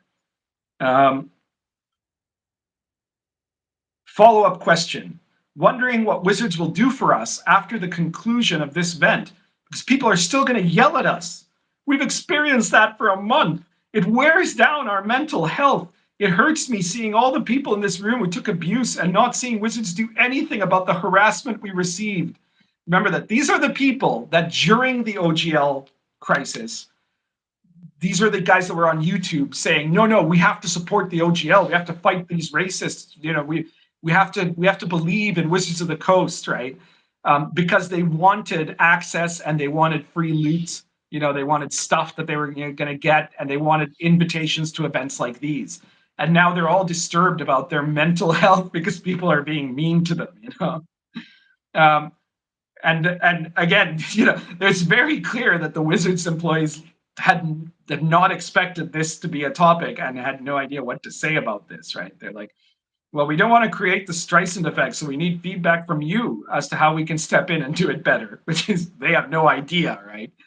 And then they said, well, a lack of, one of the questioners said, a lack of response just as bad as a poor response. It comes across as a lack of communications. Wizards has a PR department. We, the creators, do not. We're passionate in this community. We appreciate you trying to formulate an answer because we're being attacked. And meanwhile, you're just waiting. Yeah. So they're like, oh, yes. Well, we need to address and do things better, right? Again, they have no clue what they're going to do about this because they forgot that all of these people are unbelievably spoiled, fragile millennials who are unrepentant narcissists and are, they consider anybody calling them out for what they're doing as being, hate speech or abuse. So this is a case of both people involved being horrible. These are two horrible people getting what they deserve, right? Two groups of horrible people. Then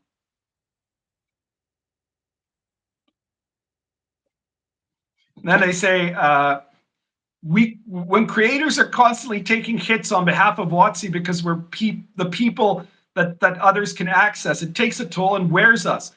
Are you putting together mental health and support resources? Because we need them. So now they're demanding, these YouTubers and Twitch streamers are demanding that Wizards of the Coast, in exchange for them having been loyal, should now provide them with a psychologist. Like, what fucking clown world do we live in? Like, what is this? What is going on here? It's just unbelievable.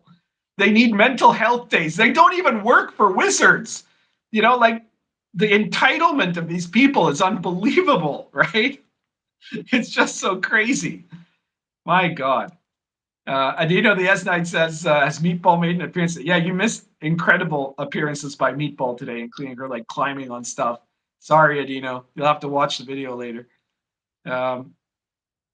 It's just crazy. These people are just unbelievably crazy. And I love that they call themselves creators, I'm a YouTuber, right? I make YouTube videos. That's not creating. YouTubing is, being a YouTube video guy is basically, at its best, you might call it a kind of citizen journalist or citizen editorialist. At its worst, you're a guy who makes infomercials for, very affordable prices for big companies. Or, you're somebody who makes ridiculous third-rate reality TV, right? That's what being a YouTuber is. A creator is someone who writes a book, right? I'm a creator because I made this, not because I have a YouTube channel, okay? It's just ridiculous what these people are saying, It's crazy. Let me see what else people have said, if there's anything else I need to address here. Man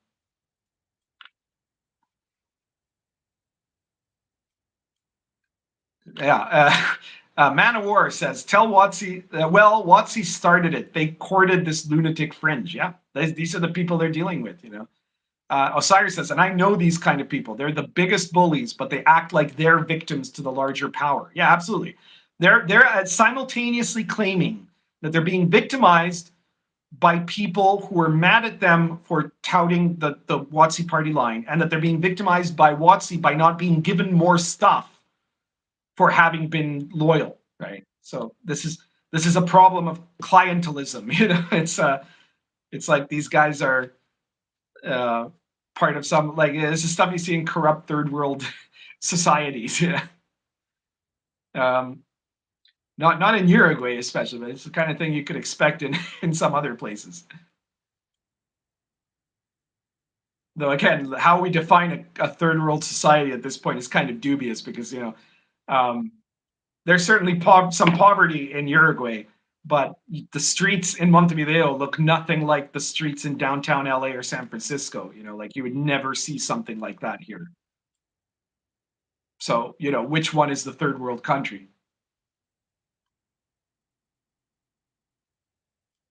Let's see here.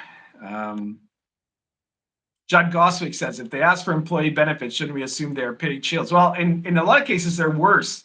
They're unpaid shills. They're shills who are gladly doing a job that in olden times a big corporation would have had to pay someone to do.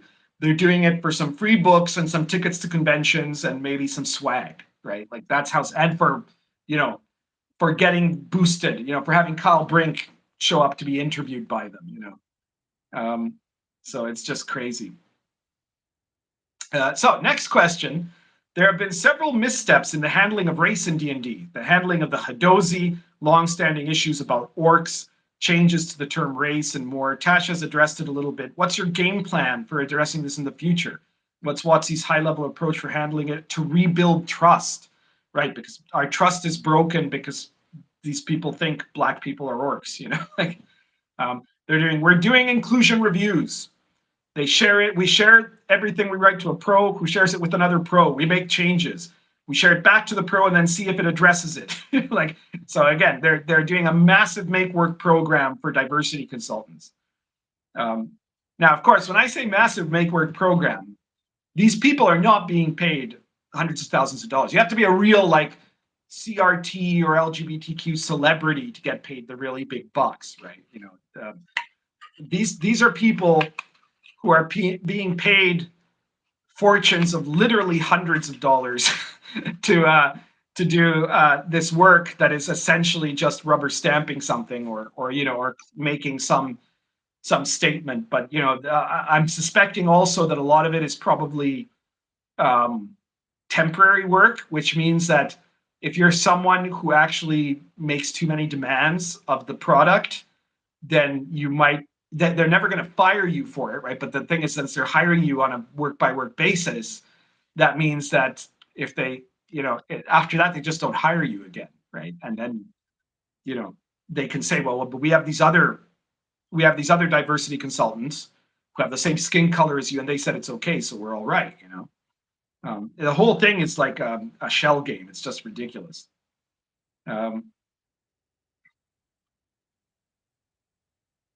So they say, we want to make the game as welcoming as possible to as many people as possible. But a fact of what happens is that some people will then dislike those changes. Species is one change we're testing. No decision has been made yet, except then Jeremy Crawford comes along later and basically says what he said, right? So there you have it.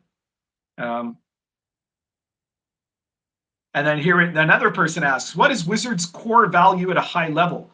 With queer, trans, etc. players more visible than ever, it has dangers. What's your core audience? What's your plan for race?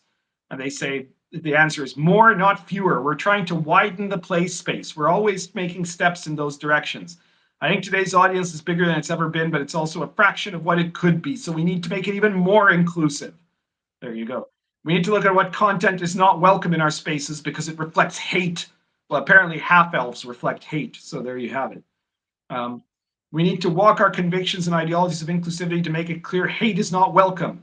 We're going to publish content guidelines, so you'll be able to review it and comment on it. We're making changes on an ongoing basis. They say, it sounds like changes are made, somebody asks, it sounds like changes are made at the end of the process to be inclusive. I think we'd like to hear more about the steps taken in the early stages. Who's in the room from day one, making sure that not only is it something that can be caught in review, but that it's never in the book in the first place. And they say, well, diverse teams make stronger and better teams, says Kyle Brink, who is one of the 20 white executives of Wizards of the Coast, right? All white executives. Having folk in the room who can offer different perspectives. The inclusion review process, which has come after Spelljammer, means that now everything going forward has 3 checks in place from the beginning and the very formation of the idea. The process we have now, it never would have happened in Spelljammer. It would have been caught early.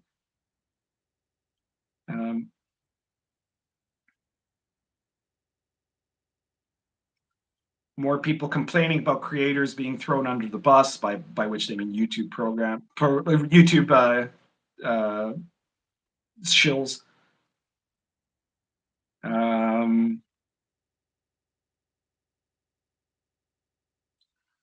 Will you be hiring more people in your inclusion and diversity team? Because clearly more community support is needed. These people will never have enough, right? There'll never be enough diversity, enough inclusion, enough community support, right? Like that's the whole point. The point of the woke people is to try to milk as much as they can from the corporation, and the point of the corporation is to use the diversity people as much as they can to get the diversity money without having that money come down to the diversity people. So it's just this ridiculously mutually abusive relationship that the two have.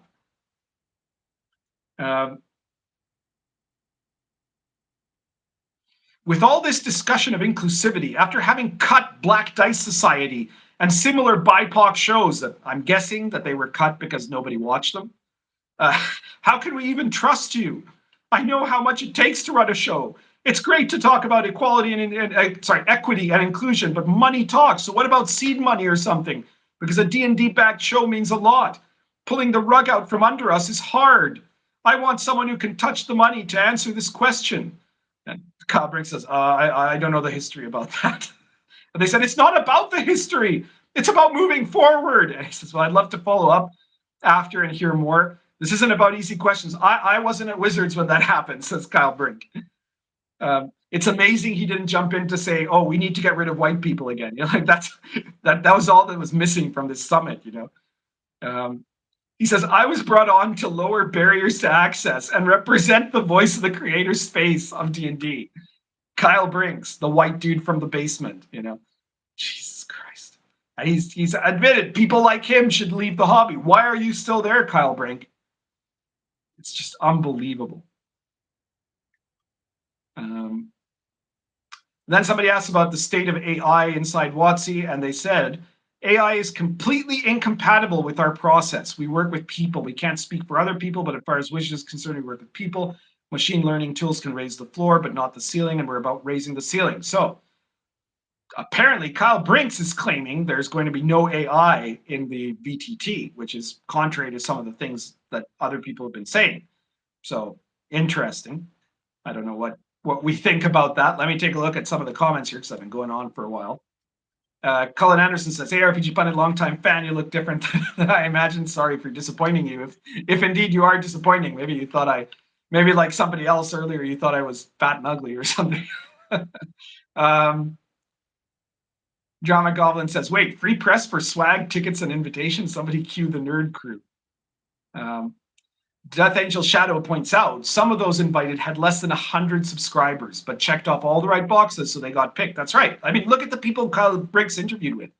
He picked people, YouTube channels that had very low numbers of subscribers, right? Like most of them had less subscribers than I do. Some of them had ridiculously less than I do. But he picked them because they were supposed to be absolute loyalists. And even there, it all got screwed up royally, you know? It's just unbelievable.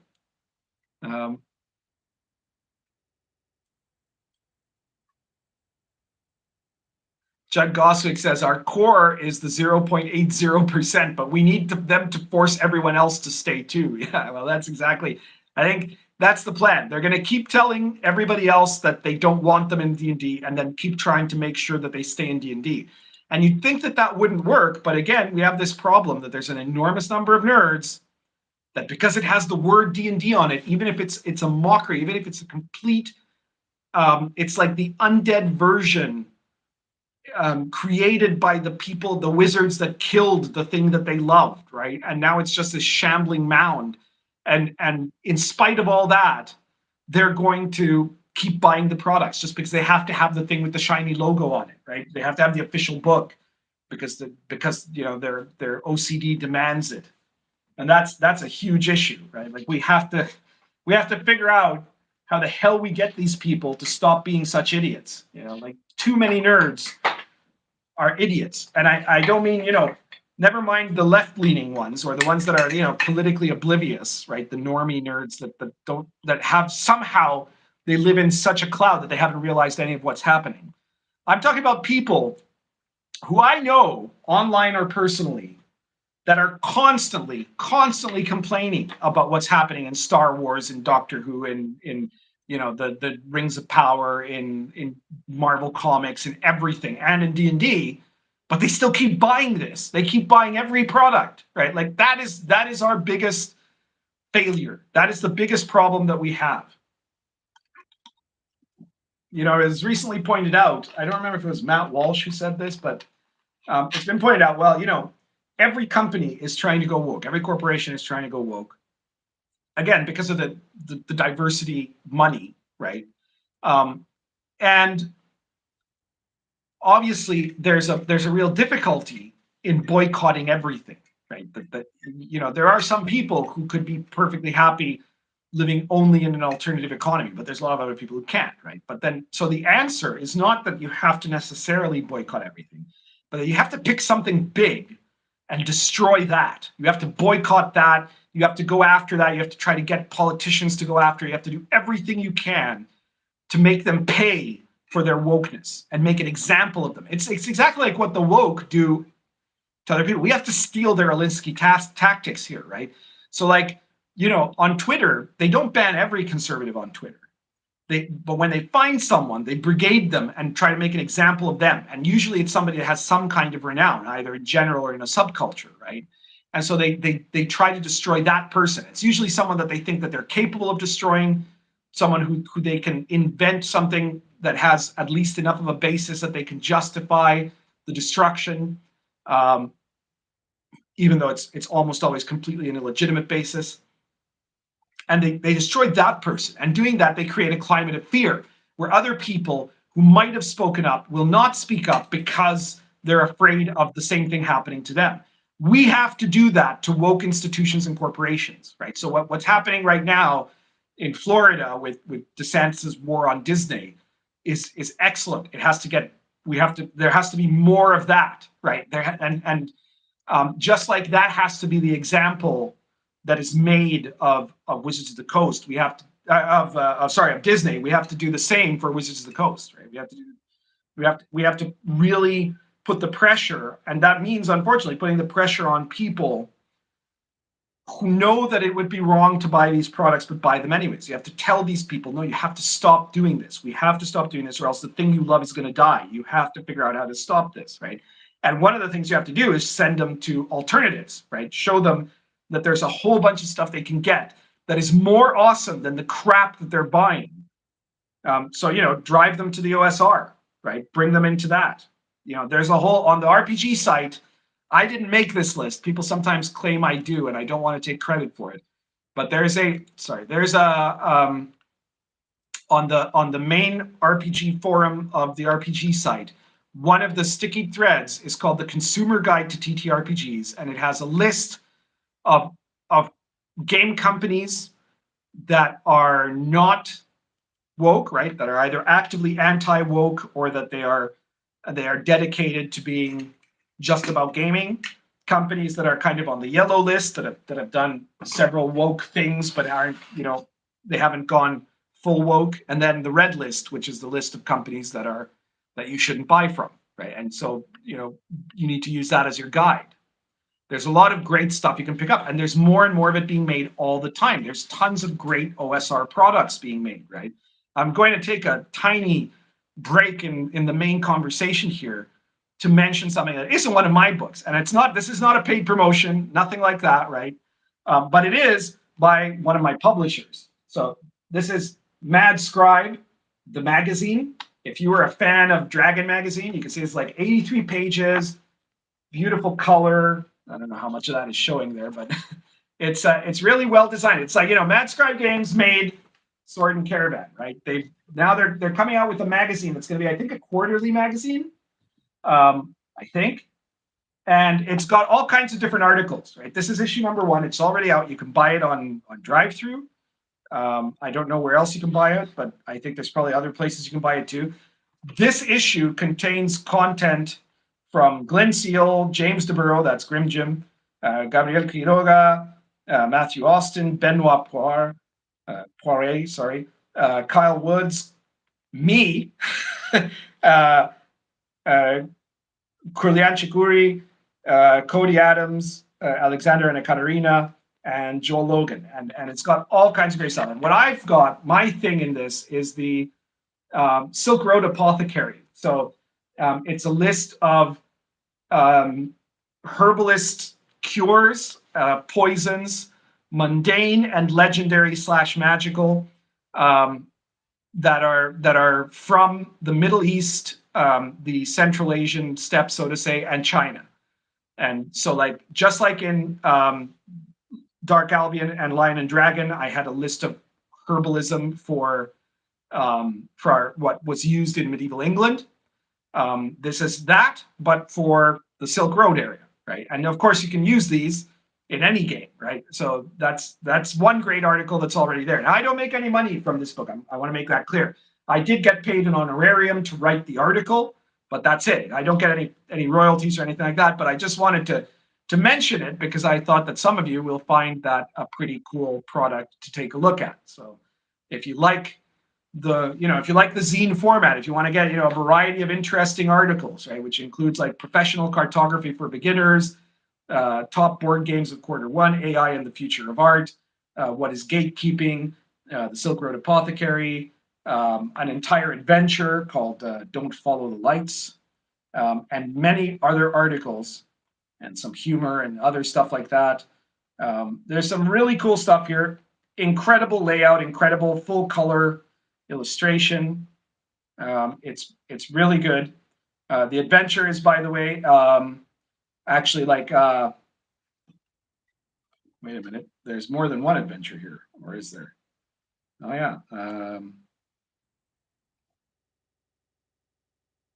64.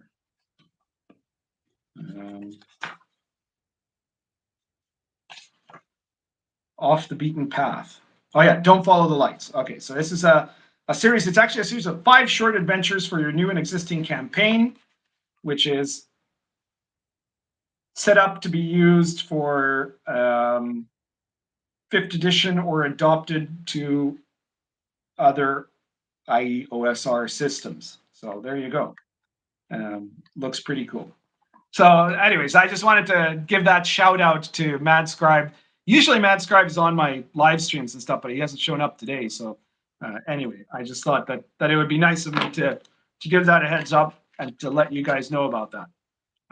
It's really good. You can get it on PDF or in print. And as you can see, the print edition is very neat.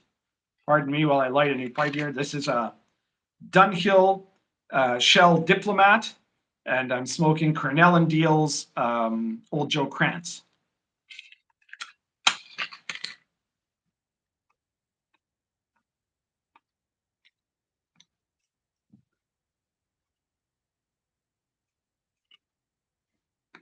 Let me look at the comments here and then we'll continue. Wow, 111 people watching. Just amazing. This has been quite a successful live stream, I guess. Once again, speaking of products, if you want to support me, we don't have super chat here because I can't, because the country doesn't allow me to get it. But if you want to support me, pick up any of my products on the link. In the description of this video or any of my videos, there are links to all of my different products. Buy one of those. Buy one of the RPG Pundit Presents PDFs or any of my books. And if you do that during the subscription, during the live stream, then tell me that you did it. Put it on the chat, and I will personally thank you. And if you've bought all my products or are really interested in my products but still want to support me, you could sign up to my Patreon, which there's also a link to it in the description of this video. Let me see here. There's Lord Mateos. Congratulations on 7,000 subscribers, Pundit. Thank you. Solomon Kane says, does the Pundit smoke his pipe when he plays RPGs? Yes, I do. I very much do. It's one of my favorite places to smoke my pipe. That and, at cafes and things like that. And every other moment in the day. Those are my favorite times. Joseph Scott says he smokes in his sleep as the God intended.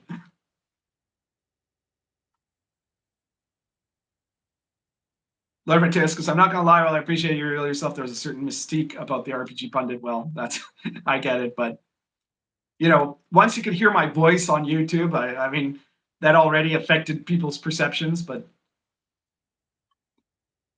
again, sorry to disappoint to those of you who aren't happy that you can see me. All right. So getting back to the Creators Summit. Are there plans to include American Sign Language and captions in streams? The answer, yes, is the answer to that. They want ASL interpreters and captions in as many events as possible. Well, you know, that's not a terrible thing to do, I guess. You know, American Sign Language captions for the hearing impaired. Considering that I'm a little hearing impaired myself, sometimes captions are helpful. Now, here we go. What are the current means and methods you have in place for monitoring the community, not just on Twitter, but other places? And how do you take that into account when you proceed? They say, well, all the time. Kyle Brink says, I'm working with our teams to get feedback and a sense of how things are perceived. We try to be as present in seeing what your thoughts and opinions are. Sometimes we just have to look at the overview. It's not just data. It's people. We collect feedback and do a lot of listening. Twitter doesn't reward mild takes, so if we only take a look at Twitter, we get a skewed view. We have to have these conversations. They might be in a public forum or not. Again, it's all just corporate speak. I can tell you one thing that they've done. D&D's Twitter handle, D&D_Wizards, and I believe Wizards handle as well, has been blocking anyone who shares a screen capture or of Kyle Brinks' quote where he said, you know, white guys can't leave the D&D hobby soon enough. So that's what they're doing. They're trying to cover up Kyle Brinks' own racist statement. So there we are. That's what they're actually considering as their first and foremost objective for monitoring. But obviously these guys asking the question are saying this as a way to like trying to get moderator jobs, you know. Charles Wood said, just bought Star Adventure. Thank you, Charles Woods. I expect that you're going to really enjoy it. I really appreciate it. That's great. Thank you very much. Okay, so now we get to finally Jeremy Crawford, Carl Perkins, and Josh Herman talking about the core book revisions. Crawford starts by talking about how much he loves D&D and how important D&D is, because it gives people a chance to play and experiment as other types of people bond with people, which is really funny because basically the emphasis on D&D 5th edition nowadays has been to make people create characters that are meant to be extensions of themselves, right? To make characters like in the old days, you wanted to play someone that was different than you, right? That maybe had an element of somebody that you would think would be a cool person to be, right? But now the idea is, well, you know, me playing a tiefling is an extension of my queer identity, right? And stuff like that, right? So it's like you're playing instead an idealized version of yourself. I think I'm starting to lose my voice a bit here. All right, well, we'll see how long I can keep going with my voice as it is.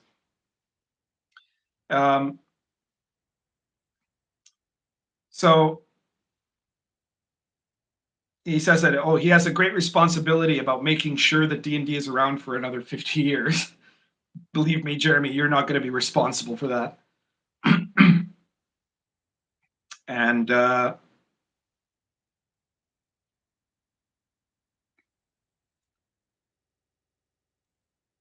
he said, this is where he says, 1 D&D was never supposed to be the name of the revised book. It was just a placeholder. Dude, why do they keep lying like this? They said the OGL 1.1 was not meant to be ever the official end thing, but we know it was because they sent it to Kickstarter, right?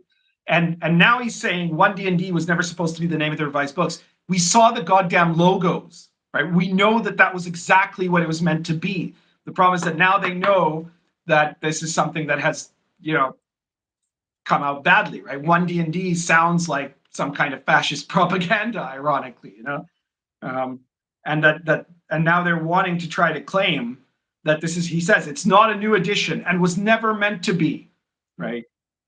So what he's claiming is, even though they're rewriting entire rules, right, like they're changing elements of the system itself, that this is not an edition or even a half edition. They're basically trying to claim this is just going to be a continuation of 5th edition now, even though for a very long time they explicitly said this is going to be a revised edition. They always were saying this is not 6th edition. I'll grant them that, but it was very clear they were also saying this isn't 5th edition anymore. And now they're lying and saying that that was never what they said. The gall of these people is just incredible. So they say the DMG will have a section that collects D&D lore. They say the PHB will have new game options. The Monster Manual will have new monsters, and the DMG will have new options. You'll start seeing new elements in the Unearthed Arcana mixed in. The next Unearthed Arcana will be the biggest yet, including a look at all 6 core classes.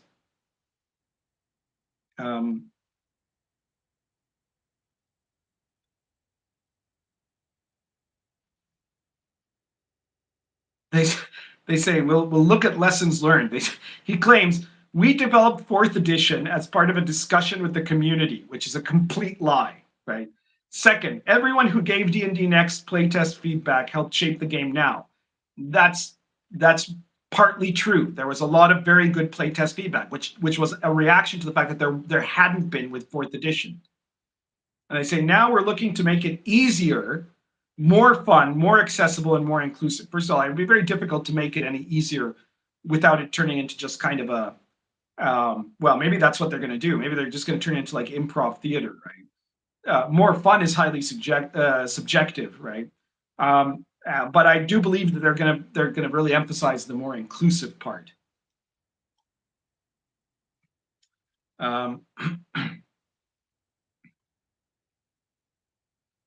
They say we're looking at the art, and you know what that means. They're going to make sure that there's more and more diversity in the art.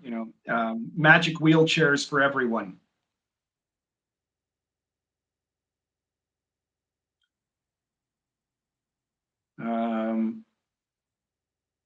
He says the 2024 books are not 6e or even 5.5. He says this is a very important nuance. We're attempting something that has not been done before in D&D, revising the game in place. Well, if you revise the game, it's not the original game. It's a revised version.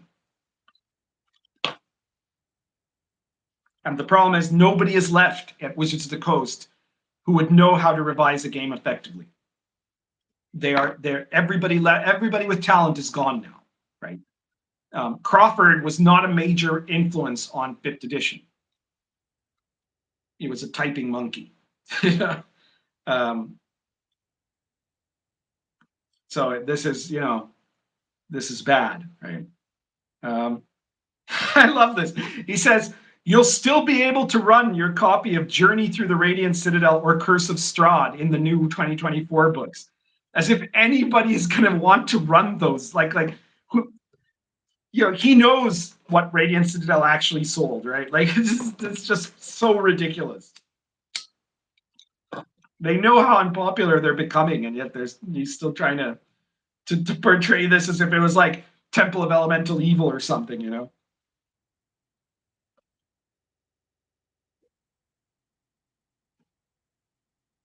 He says the books will include the old terms in the glossary, and it'll say, hi, my name changed to this. Everything you read in an old book with this term now refers to this other term.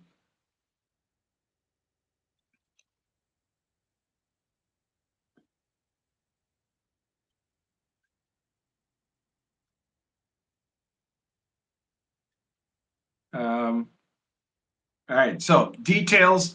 Hang on, let me take a look at the comments before, because the next thing is going to be specific details about the 2024 PHB.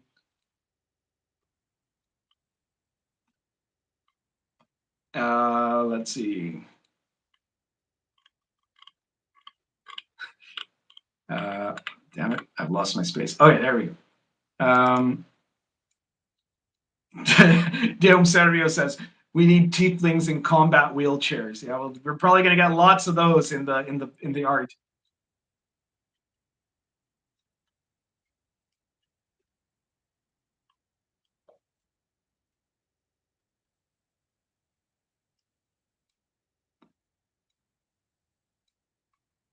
The Home Service says, you called it way back, Pundit. Yes, I did.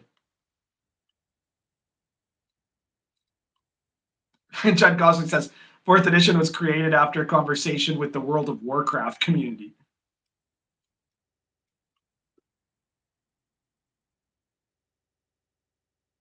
Lord Mateo says, the big bad end boss for the next version of D&D is going to be white guy.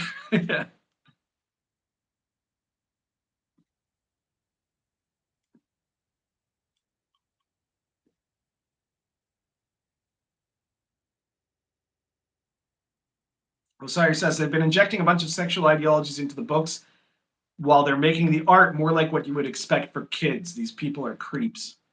Well, you know, that I wouldn't put it past them, Osiris, but at the same time, you have to remember that the core audience of D&D 5th edition are basically millennials. We know this because of surveys that were done, right? Like the majority of 5e players are people between the ages of 25 and 40, right? So they're millennials. And millennials are basically adult infants, right? Like the vast majority. I'm sorry for any millennials out there. That I know there's a lot of you who aren't, that have fought against the grain, that were raised right, or that somehow managed to right yourselves. And you know, you have my utmost respect for going against your generation, right? But the vast majority of millennials, and we know this, you know, we just saw evidence of this in these people asking for like mental health days who don't even work for the corporation. You know, they're adult children, right? And so the infantilization of art, like a lot of the programs on Cartoon Network, they're not for kids, right? They're watched by millennials, and they're clearly made for millennials, and they have this infantile art, right? So like it's part of the fact that all of them are kind of determined to act like children for their entire lives, you know. Solomon Kane says, you mean cookbook artists can't make good cookbook writers can't make good game content? Well, yeah, exactly. Um,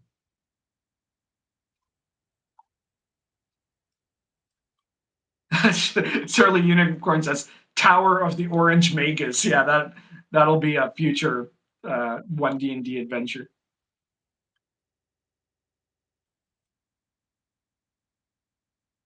The next monster, Solomon Kane says, the next monster manual will have pronoun flayers and dead namer zombies. John Gus says, do you think Drow will be retired and folded into high elves? Well, we're told in here that there are going to be 4 different elf classes or 4 different elf races that you can play. And I don't remember if Drow is one of them, but we'll see. We're going to look into this. But I'm guessing that soon, eventually, Drow will have to either be removed or completely rewritten as like Elf Wakanda, right? Like that they're going to have to be rewritten as the greatest, best, and most heroic of all elves because they're the black elves, right? Because apparently, just like they think black people are orcs, they also think black people are drow, right? Which just, you know, the stupidity of this is unbelievable.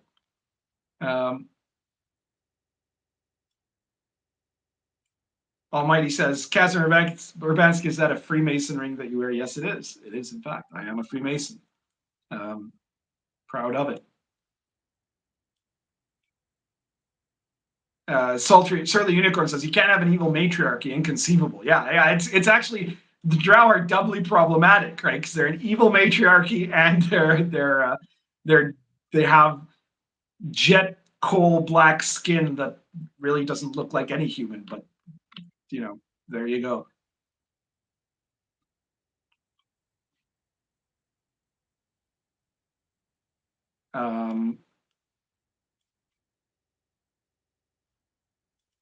Sadwings Raging says, my great grandfather was a Mason. They seem to have forgotten to give me the plan for world domination. Well, you can always look up your local lodge, join up. And Wayne Brack says, so that's what he looks like, and we get Meatball instead. Yeah, I know. Everybody prefer. That's why I usually do videos showing my books and showing Meatball. But on the live stream, it was just more convenient to do this. Sorry. And yes, Meatball was on earlier. Pedro Garcia says an example of what I was talking about. The kids show Bluey, which I've only very vaguely heard of even, has two parts of the fan base: Christian parents who like the show and liberal childless millennials who watch the show. Yeah, exactly. But like that's a literal kids show though, right? But you know what I'm talking about? There's all these other, like the Cal Art style is basically a kind of chibi style, right? Like it's an infantilized style that has become immensely popular in part because millennials, they want childishness. They are a fundamentally childish, non-serious people.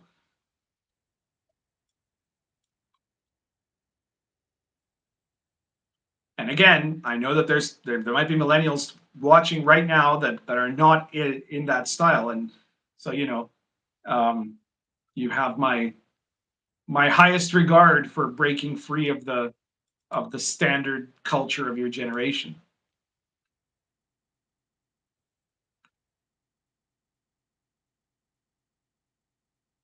Charles Wood says, "I want you to know Gen Z people are pretty good, and those who aren't are because of millennials." Yeah, well, yeah, exactly. But Gen Z seems to be very polarized between some people who are absolutely sick of the woke thing and are like intentionally like a generation of shitlords, which is wonderful. And I think the majority of Gen Z boys are like that.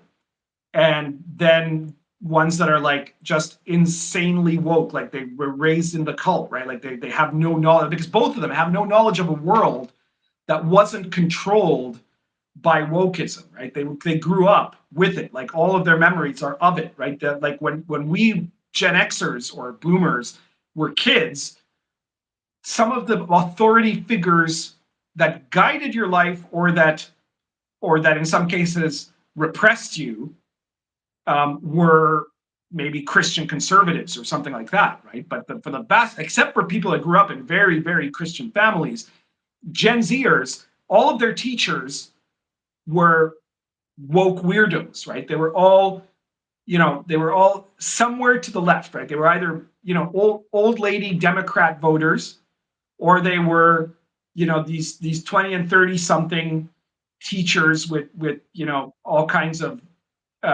things through their face and weirdo hair, danger hair, right? And that we're going to try to tell them about, queerness, right? So just as much as these conservative authority figures of our childhood molded us to be anti-establishment towards the right, to the point that there are people to this day of my generation who understand. It's kind of like the same nerd problem writ large. They understand that the Democrat Party today, that the left today in general, is not actually what it was from their youth, right? Like I would have been, my views on politics have barely changed over the course of my adult lifetime. But in my 20s, those views would have put me soundly on the left, right? They would have the support of kind of free speech, being in favor of D&D and RPGs and rock music and not censoring stuff, not censoring video games, all of that stuff, right? I'm in favor of consenting adults doing whatever they want with their bodies and their sexuality, um, and I generally believe in personal freedom. That would have made me somebody on the left. I'm pro-capitalism, but I'm anti-corporate.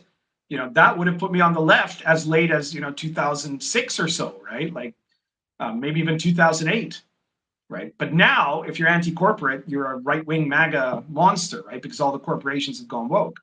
So there's a whole bunch of people in my generation who were so affected, let's say, by the Christian conservative right and these kind of the censorious right of the 1980s, that they still will never bring themselves to vote for a conservative party, even though now the conservative party are the ones that are fighting for free speech. They're fighting for everything they believe in, for for the right to people to live their own lives, for government not to get in your face, right? All of that stuff. But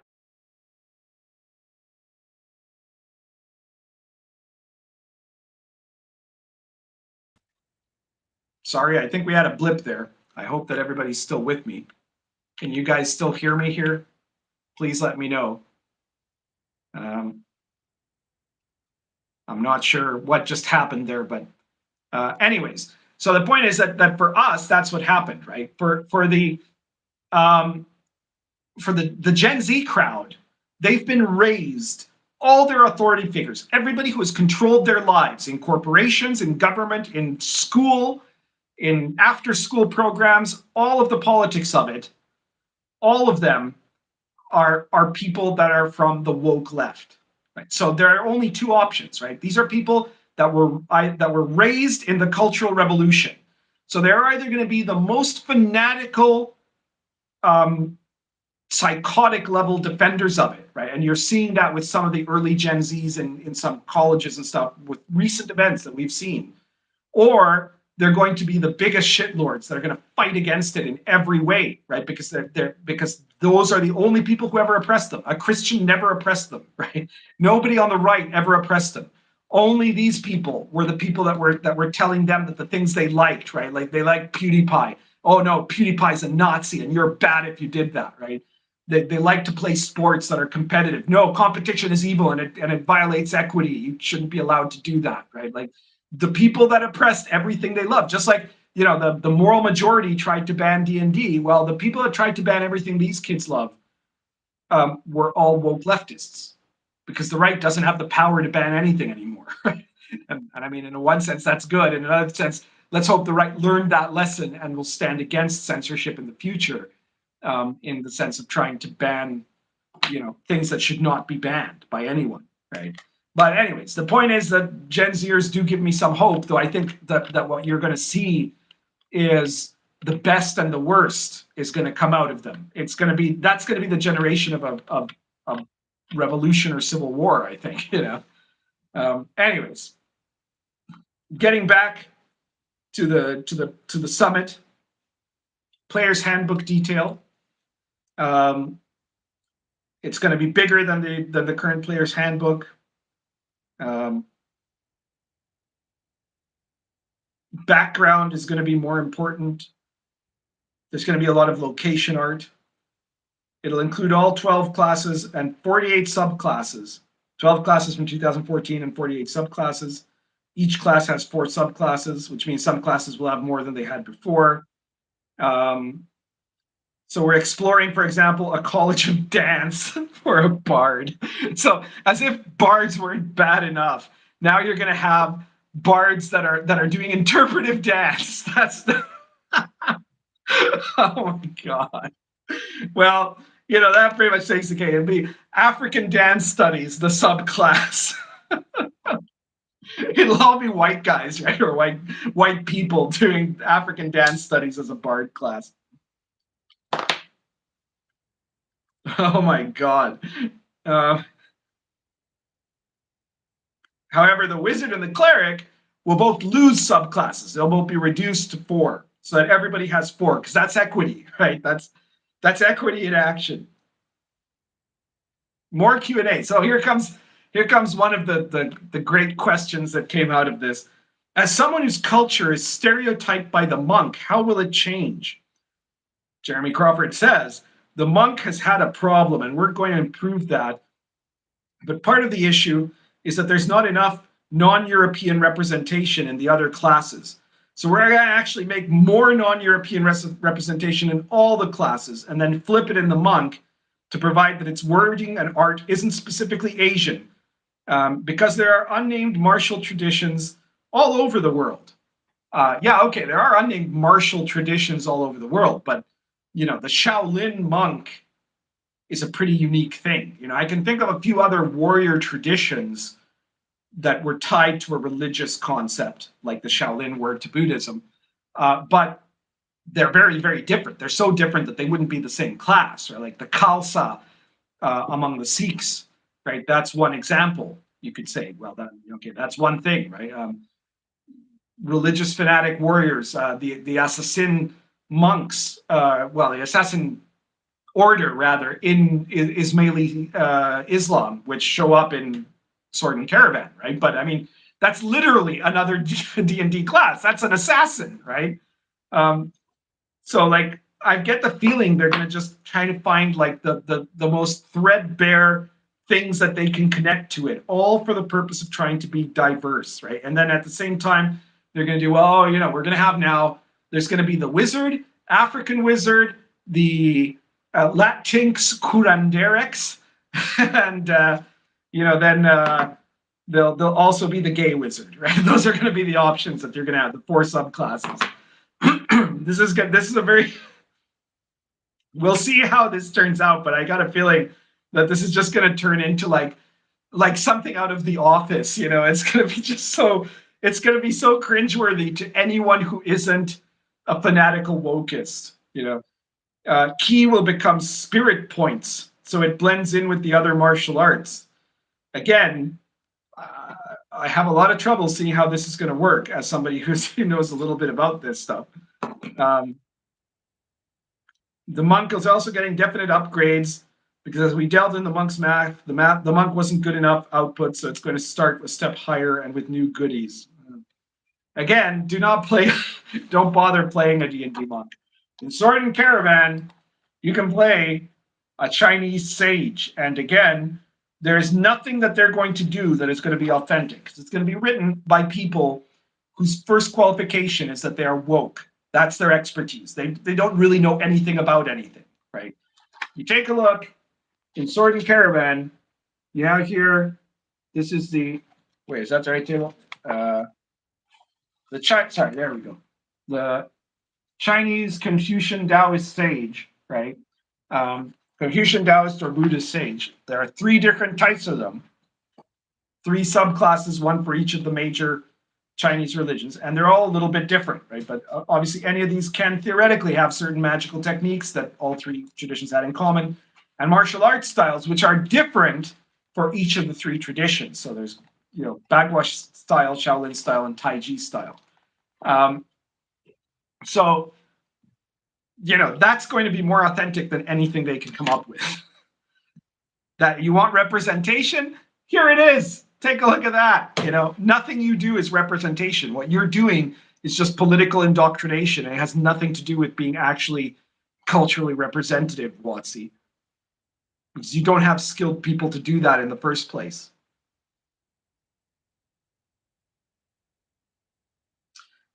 So Crawford says there are going to be 9 species in the PHB. We landed on the word species. I know some people don't love that, but we worked it with the inclusion team. You see, they have the stamp of approval. So now they're able to do that, right? The inclusion people said it's okay, so now you have to accept it. I expected us to use the word lineage, but we're using species now. But we're not making a snap judgment on this. There's time for people to try it out.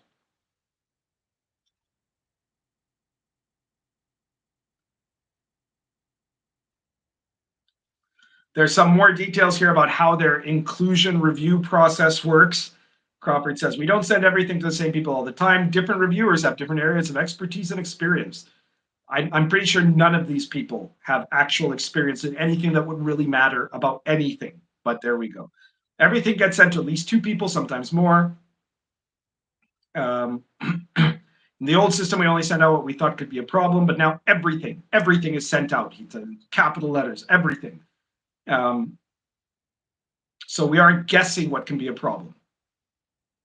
Our team, our game designers and storytellers, we're not experts in culture and inclusion, which is, again, none of the people you're hiring are experts on culture and inclusion. You're hiring people who are experts on critical race theory and have certain skin colors. That doesn't make you an expert on any culture, not even American culture.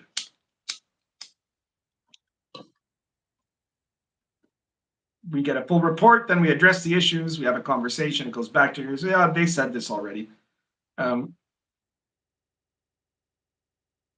Perkins jumps in here, Chris Perkins, he says, a side benefit we discovered is that inclusion reviews will often mention other things. For example, they told us that the feeble mind spell is a problematic name. So we're going to try to address that in the revised PHB. So no more feeble mind spell. Let me take a look and see the comments here. Bard Lamps. Bard memes, dance magic dance. Feminist dance magic, yeah. Bards. Osiris says the bards are always the ones that ruin the game. Yeah, but this is like just when you thought bards couldn't get worse.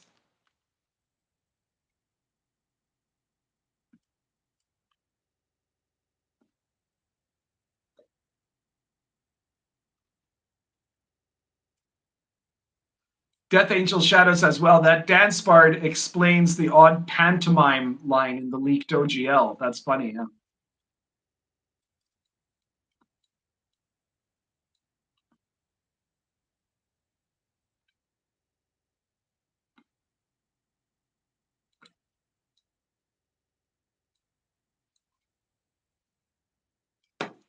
Osari says, I think they should have made the monk called the martial artist. Yeah, but then it wouldn't be a mystical, like the problem is that specific idea of a mystical religious order that also fights with martial arts is a very rare thing, right? So you either have to change it significantly or just actually make it Asian, right? Because that's where it's most common. It's a case of they're racist if they do, they're erasive if they don't.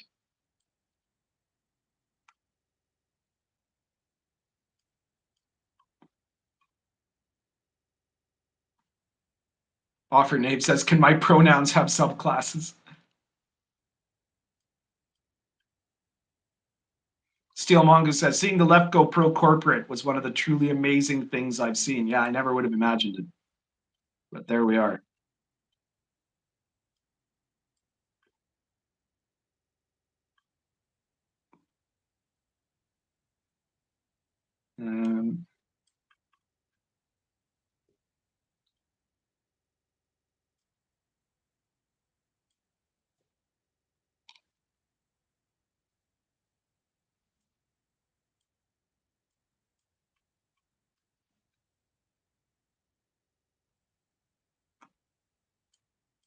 Okay, checking out here. What else we've got? Death Angel Shadows reminds us Perkins has severe Trump derangement syndrome.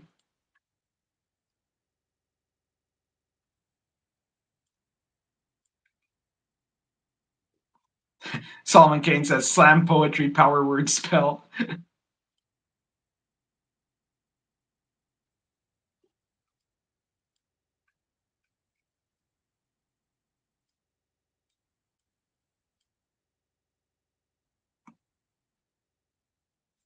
All right, so new species, new spells, new weapons.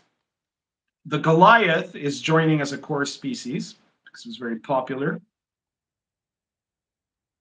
They're going to have the Goliath having a relationship to giants akin to how Dragonborn do to dragons. You can be an orc. You can't be a half orc anymore. You can be an orc. You can be an elf, but you're not going to have a half elf. We haven't been thrilled for years. Here's the part, the famous quote now of Jeremy Crawford. We also haven't been thrilled for years with anything that begins with half. The half construction is inherently racist. They'll still be in D&D Beyond in the 2014 PHP if you want to play them, but they're not going to be allowed in any kind of official play.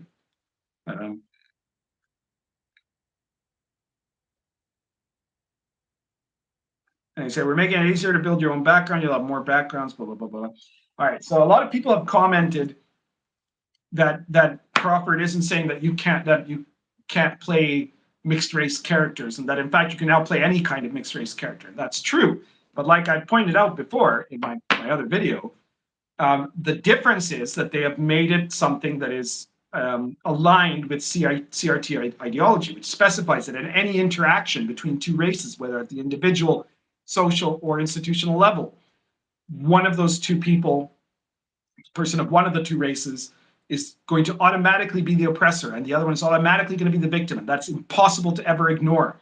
This is why CRT is pro-segregation. They believe that there should be segregation between black people and white people, Latino people, everybody, because that's the only safe space that people can have, is if they're around only their own kind.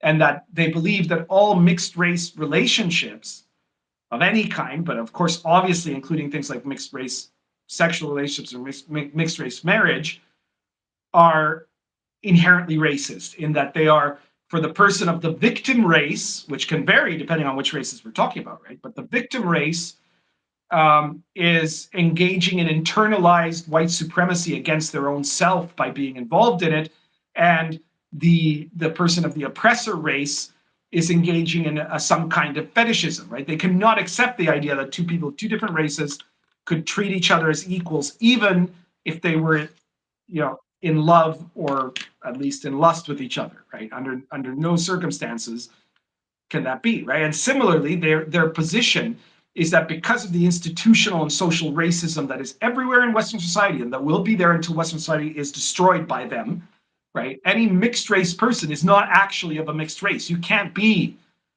half Latino and half Caucasian, right? because you're either one or the other, right? You're either the oppressor race or the victim race. You can't be half black and half Asian. You have to be one of the two, right? But certainly, especially any race which is half white and half something else, or half Caucasian, really, because lots of Latinos are white. This is the problem. Latinos destroy completely the entire structure of CRT. CRT is an ideology that makes no sense in general, but it especially makes no sense as soon as you take it outside of the American experience.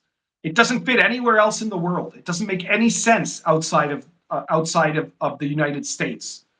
And you see that, I think, a lot of people, the Lotus Eaters among them, have pointed out how like CRT applied in the UK, which it is very much being applied, looks 10 times more absurd, even because it involves stuff that has no logic whatsoever on the European level compared to the American level, right? Because it was created based on this idea that the entire world is America. And one of the things that immediately destroys it is the Latin world, right? Because in Latin America, race is not viewed in any of the terms that that the CRT people see it, right? And outside of the United States, Latinos are generally thought of as whites, as Europeans at least, right? As European descendants, in the same way that an Irish guy living in Boston is thought of as a white European descendant, right? Unless they're, unless you're talking about people that are largely, pure-blooded Indians, and those people are seen as, indigenous people, or the Afro descendants of slaves in Brazil, right? But even there, people do not make those distinctions on the basis of skin color that you see in the United States. The much more bigger distinction is based on class, right? So the whole thing, I mean, and of course there is some elements of race that is connected to class, because of course historically lighter skinned Latinos, they were everywhere on the spectrum, but when you get to the upper classes, more of them are light-skinned Latinos, right? And so that's a reality. But even so, Latinos totally destroyed the entire concept of this idea that races cannot, they have to be defined by an oppressor-victim interaction. It's just nonsensical. So this is what they're doing. So yes, technically, they're not getting rid of mixed races, but they are getting rid of the idea of the half race, right? Like of having qualities of both parents. You're specifically told in the new edition, you can play a character as an elven dad and a human mom, or an orc mom and a human dad, or whatever. But you have to pick, in terms of the bonuses you get, you have to pick one or the other. So essentially, in your essence, your racial essence, if your mom was an orc and your dad was a human, you are either an orc or a human. You're not a half orc, half human, right? And that is right out of CRT ideology. So they're going to add some weapon mastery stuff. They're going to have muskets and pistols, which have been in almost every edition of D&D. They're basically going to try to make fighters. They're going to try to make fighters tougher, which is, often a problem at high levels in most editions of D&D. I don't think it's as big a problem in some OSR games, but in some edition, in all editions of official D&D, it has tended to be, right? But the funny thing is that literally Crawford, I'm trying to find where it was. I saw it a second ago. That literally he says, well, weapon mastery is going to be a bit like cantrips, right? So their solution is going to be that all fighters are going to be pseudo magical now, just with fighting instead of with spells. Not a very good solution. But again, that makes sense because he's not a very good designer. Then they ask, what safety tools will be included in the revised DMG? Let me just take a look at catch up on the comments here. Death Angel Shadow said, didn't the Moors oppress the Europeans? Oh no, they were refugees, Death Angel.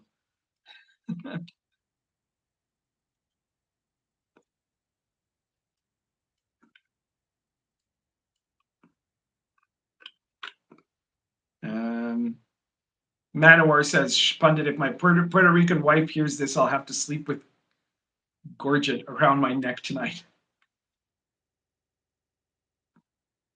Not sure what that means.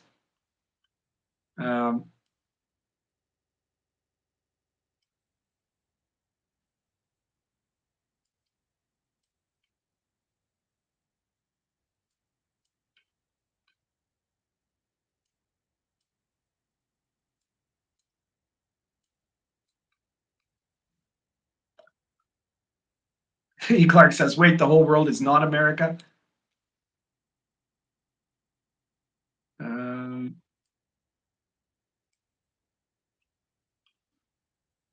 Death Angel says, I remember that CNN reporter in Paris referring to a black French person as African American.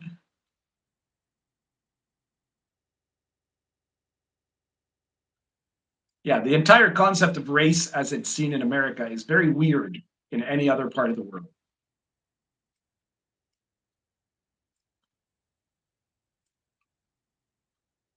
In most other parts of the world, ethnicity, culture, religion, and class are all more important than literal skin color, which is how Americans define race.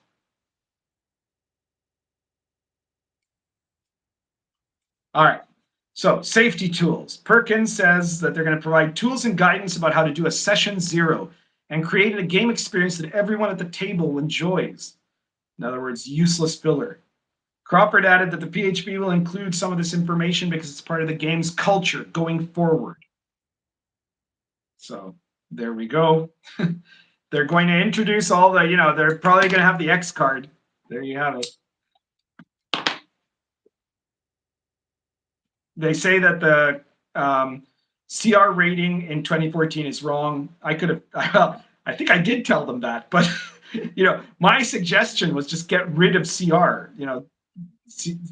CR is a mechanic that isn't good to have. A DM should not base the monsters that the players fight with by how level appropriate they are, and they certainly should use a mechanic to do it. The new monster manual will have 500 monsters in it. It'll be the biggest monster manual ever.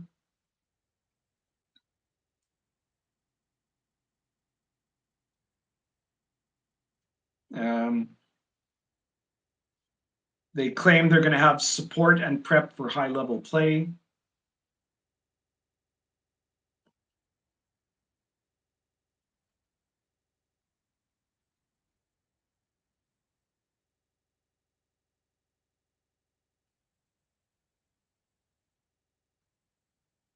They say that, well, now, what the hell? So suddenly Perkins jumps in a little bit later on. He says, one of the things we're doing is to make sure that 5e stays compatible with itself. 1D&D stays compatible with 5e, is that when the number is attached, it won't change. So spells aren't changing any levels, and no monster CRs are changing. They just said that the monster CRs are all wrong and they're going to change them. And then that, Crawford says one thing, literally seconds later, Perkins says a different thing.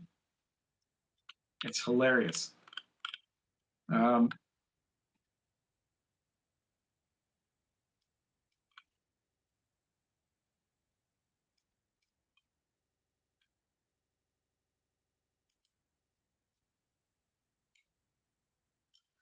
Joseph Skyle says, after all the shit they got over the X card, they're still going to use it. Well, they didn't literally say the X card there, but I'm guessing they will, or something very similar to it. Charles Wood says, what's the alternative to CR? You know what the alternative to CR is? Is to have terrain-based encounter tables and dungeon-level tables like the old AD&D did, which allows you to then have the DM craft based on what is supposed to be in the virtual world rather than creating a mechanical balance. That's the way to go. And obviously this requires that DMs think a little and make some adjustments, and that they create a sandbox world. But all those things are apparently triggering for millennial 5e players.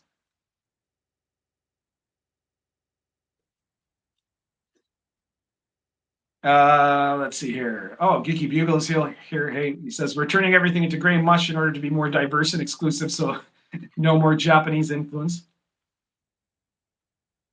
County Cannon says, the solution to CR is F around and find out. Exactly.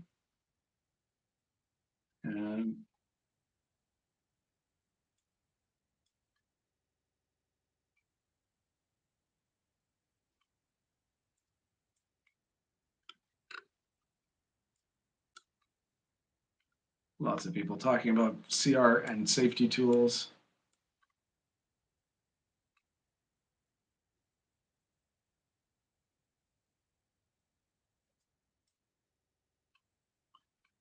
Geeky Bugle says D&D 6e now with more cultural commissars. Yep. Osiris says, I played at a game store. They found the idea of sandbox worlds to be triggering.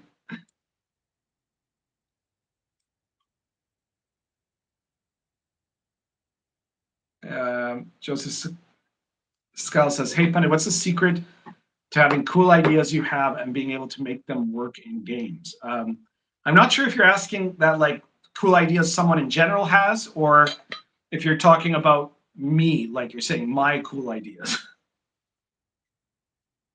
Also, I don't quite understand what the question is in general.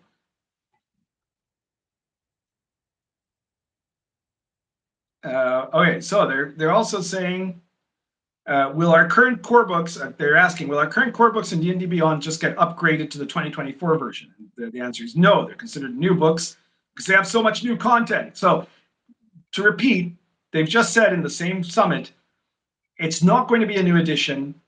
It's not changed all. It's still 5e. It's completely the same, but it's also so different that you have to buy a new book. So it's clearly not 5e.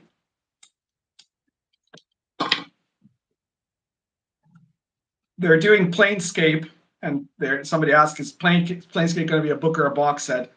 And the answer is, of course, it's going to be a book. A slipcase with a 96-page book, a 96-page adventure, and a 64-page bestiary.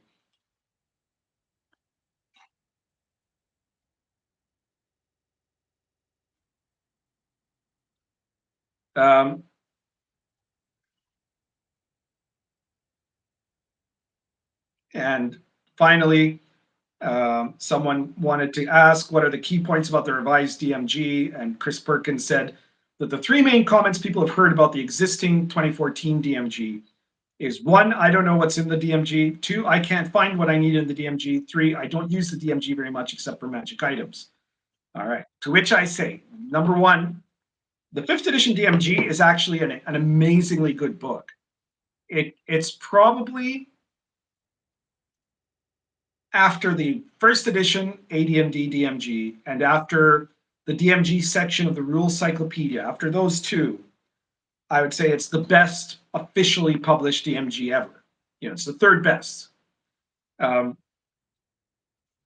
problem of this with the DMG is not that about the book, it's about the 5e players, right? 5e players decided, completely contrary to what was the intention of the creators of 5th edition, who thought it was going to be something that was going to be like, we made it super modular so you could take stuff out, put stuff in, change rules anywhere you wanted to, because we thought everybody would be doing that. And instead, they all decided they all wanted to be conformists and follow the official rules and nothing but the official rules. And so all of this stuff that's in the DMG, they don't use it because almost all of it is set up to be modular options for you to craft your campaign. It's an incredible book for doing that with 5th edition. But the problem is none of them do that, right? None of them want to do that. So that's what the issue is with the DMG. So now, I mean, theoretically, I'm going to guess that the new DMG is going to say, well, screw that. We're not even going to bother trying to do that, which means it'll be just some, shitty book full of procedures and items and things like that. And there we are. Okay, so that is everything that happened at the summit. And as you can see, it was a complete shit show for Wizards of the Coast. They lied over and over again about so many things. Even their most loyal, fanatic shills are still mad at them and turning on them and making demands. The diversity people have made it clear that nothing that Wizards does will ever be sufficient, so that they will have to be constantly struggling to go more and more woke. In short, this is like a microcosm of seeing the formula of D&D's destruction, right? Like it's going to be a disaster. And even the virtual tabletop was a disaster. Even the fake virtual tabletop, the pre-alpha basically video that they had made that was meant to be just like to show, even that didn't work. Even the connection on the people that were connecting online to the summit didn't work, right? Like it was just you couldn't make a sitcom that would be credible with that level of stupidity, It's just remarkable, just absolutely remarkable.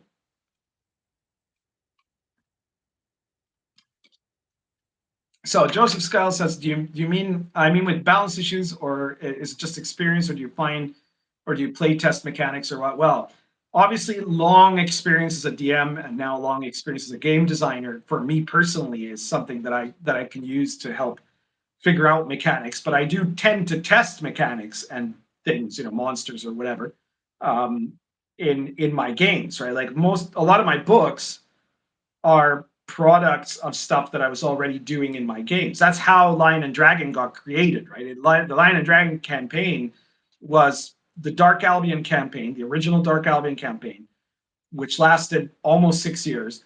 It started with us playing Lamentation of the Flame Princess. And then as I went along, I wanted it to be more and more medieval authentic. I wanted it to fit better than Lamentations fits in that setting. So I started making a bunch of house rules, and we started changing those rules, and we experimented with some stuff that worked and some stuff that didn't, and that became the Appendix P of Dark Albion, plus a bunch of other rules that show up in Lion and Dragon. And then, so Lion and Dragon is the end product of an actual campaign, and it's the same with most of my stuff, So that's how I get to know this stuff, right? You have to end up getting a sense of it. It's experience. Judd Goswick says the Q&A ran way over time, and they were in the back foot the whole time. Well, it's obvious from the summary that I saw, that I was reading from. It's very clear that they were not expecting the questions that they got, and responded, but they did respond to it with typical corporate non-speak,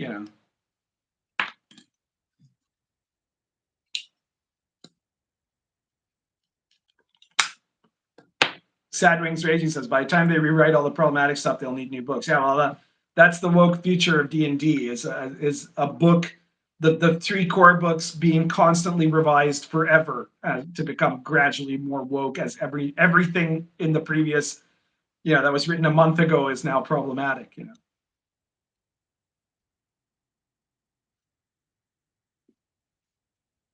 Tabletop says, how would you make a clone of D&D 5e but better? Well, that would depend on what you wanted it to do, right? But I mean, the original 3 books of D&D 5th edition are a good system for playing a game, especially with casual players, with new players, with people who are not looking to have system mastery as a big focus, right? And I know that there's some people who like system mastery as a focus. They're the kind of people who like 3.5 and Pathfinder, right? But that's also a big barrier for a lot of people who aren't as hardcore. And it always creates a barrier for newbies versus the experienced player, right? Because if you have an experienced player, they're going to be able to literally create a better character that will be in every sense better than the guy that's a newbie that doesn't know what he's doing, right? So 5e doesn't have that problem. And what you could do with it depends on what you would want it to do. You know, I've dabbled with the thought of someday putting out like the pundit director's cut of what, you know, what a 5e that I would enjoy running, right? Which would get rid of a bunch of stuff. It would have much, it would be a lot simpler in some ways. It would be a lot less easy for survival. You know, I would change that. I would change a number of things, but you know, I don't know if I'll ever end up doing something like that. I probably won't have time to because I've got lots of other interesting things I want to write. So, Crap Phone says, well, I'm going to check out your stuff on DriveThru. Please do. Thank you so much. I appreciate everybody who picks up my books. And I'm sure you're going to like them. I really enjoy that.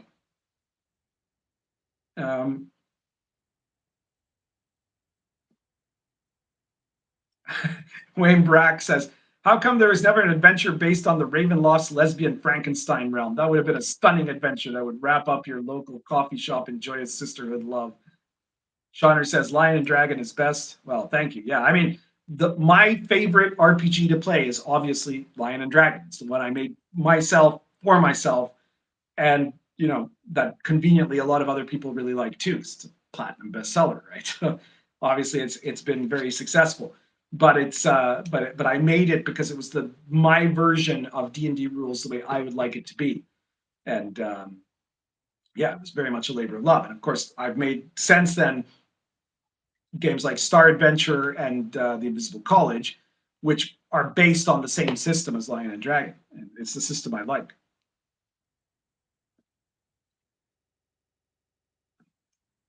Hey, Pundit, especially speaking from your experience helping design 5e, what were your primary criticisms of the original core 5e system?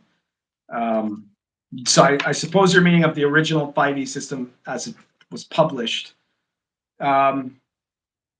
Obviously, the lethality was one of the issues. I wanted to have a very different setup for, you know, dying conditions.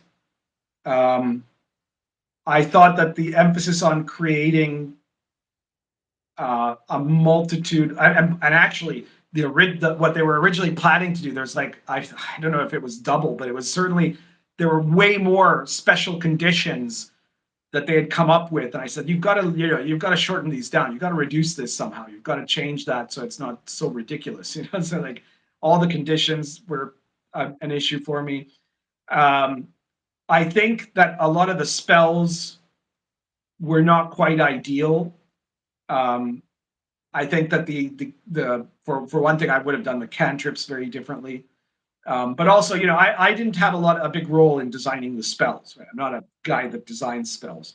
But you know, I know that some of them, to me, I think, just don't quite work right in any way. Mm-hmm. I was trying to get them to like dump the Vancian system, though that probably would have been an error, you know, like because too many D&D traditionalists would have balked at that. You know, I don't think the Vancian system is a really great system for Magic, period, right? So, but I would have actually preferred that they had a much simpler set of, like, instead of trying to have hundreds of spells, which is what every edition of D&D ends up doing. What you should have is a smaller spell list that is more archetypal. But again, that's a personal perspective. But that would have fit well with the kind of part of the goal of 5e was to dare to simplify, right? There's a literal banner in Wizards of the Coast that said "Dare to Simplify." You know, I came up with that phrase, and it was supposed to be the motto. And the end product was much simpler than what some of the early versions were looking to become. But yeah, I think that there could have been more that would have been simpler. Death Angel Shadow says, is there a place other than DriveThru RPG to get the books? I presume you mean my books.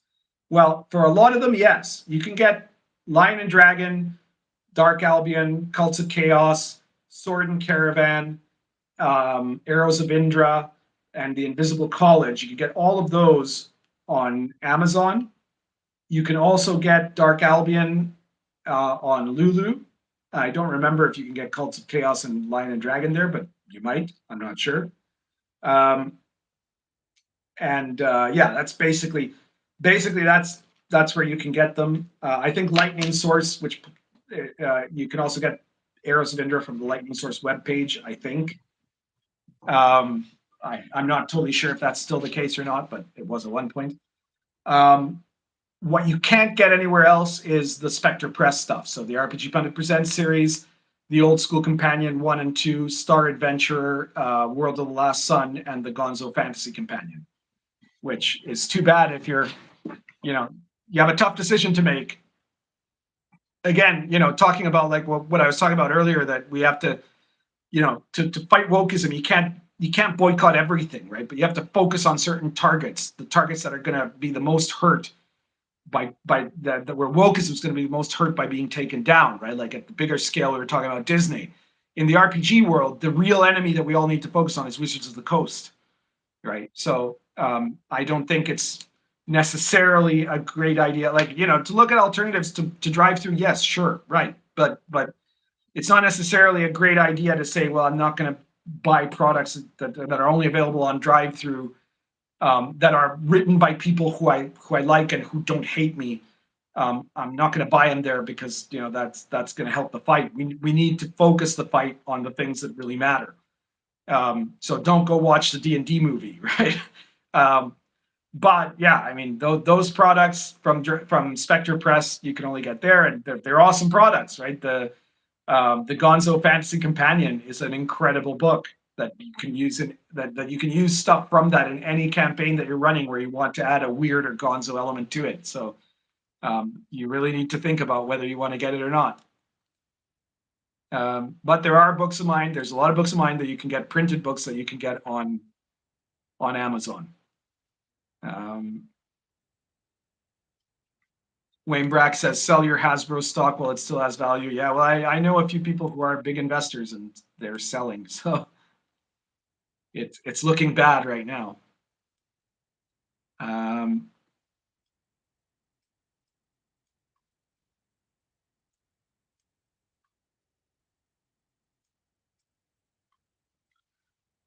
John Goswick says, question for the next segment. What advice would you give to the Red Room for recovering their sales after drive-thru access? Well, actually, I gave some advice to the Red Room. I told them that it would be a good example for them to follow would be doing something like my RPG Pundit Presents series, which is a series of PDF products that are all relatively small, not very expensive, of a huge variety of small topics, right? That are all going to be useful for like the Wretchedverse products and also OSR products in general, and to draw people in.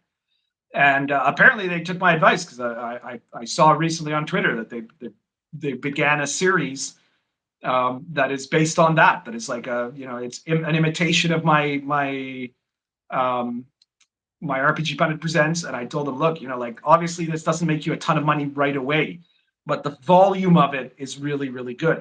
It'll really help, and it'll also people will pick that stuff up, and then if they like some of it, once you have 50 of those issues, they might buy all 50 issues, right? So it's a really good way to for small creators to build up material, right? And that was my main advice for them.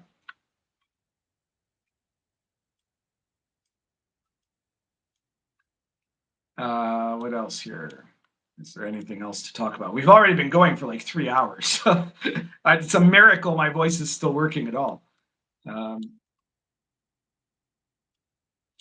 But I do appreciate everybody who's been watching. We had like huge viewership. I'm really surprised, but I'm glad for it. I'm glad you all found it interesting. There's still 105 of you here, so that like means that people kept being really drawn to it, and that's fantastic, right? Like, thank you so much. Charles Wood said, did you like Xanathar's guide and Tasha's Cauldron? No. And in fact, both of those were products that the original plan. I mean, obviously, I didn't expect this original plan to last, but it actually lasted longer than I thought. Right, like the idea was that books were never going to be splat books or additional rule books. Right, like that was the one of the key things to do with fifth edition that was going to avoid the errors of third was not to create more rules bloat or classes bloat or feats bloat or any of that stuff.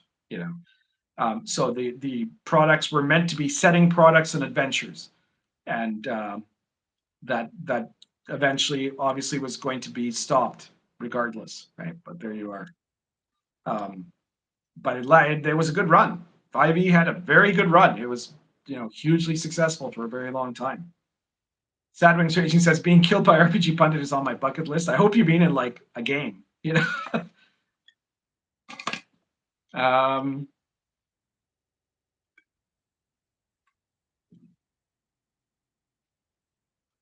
Clark says, I'm surprised the chosen influencers had the balls to put the iron to them. Well, in moments of crisis, when you're a toady, that's your moment that you can ask for extra loot, to keep your loyalty.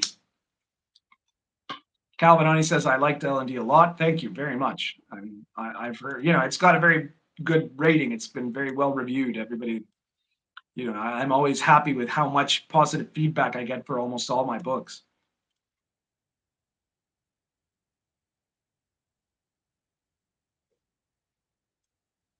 Osiris says, I wish we could have gotten more ways to magically change the characters to have a lot more feats or an XP system for buying feats. Well, I was actually against having feats at all in the game. And it's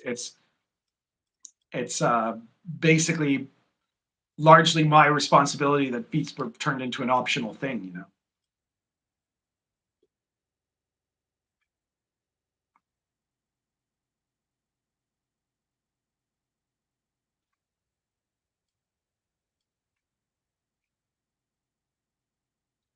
Saturn Mission says Grand Wizards of the Coast. Yeah. That's become a real catchphrase now, hasn't it? Thanks to Jeremy Crawford. No race mixing, he says.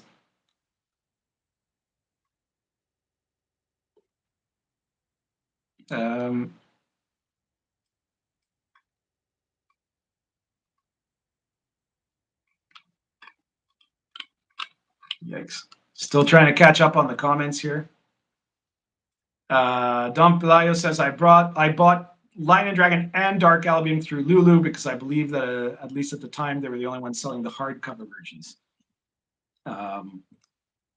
Yeah, I think that was true at the time. I don't think it is now, but thank you for buying them. The one thing that is true is that a Dark Albion has an alternate cover version that you can only get on Lulu. The rest of the book is the same, but the cover is different. So if you're curious, go check it out on Lulu to see the alternate cover version of Dark Albion. They have the original cover and the alternate cover. Both are available on Lulu.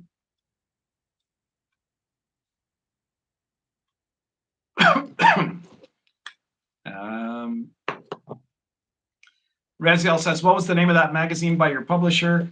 The name is Mad Scribe, because that's the publisher, Mad Scribe Press. So there you go, Mad Scribe. That's the new quarterly gaming magazine by Mad Scribe Press.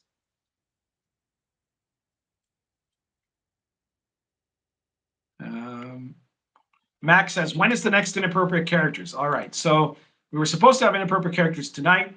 We couldn't do it because of Job.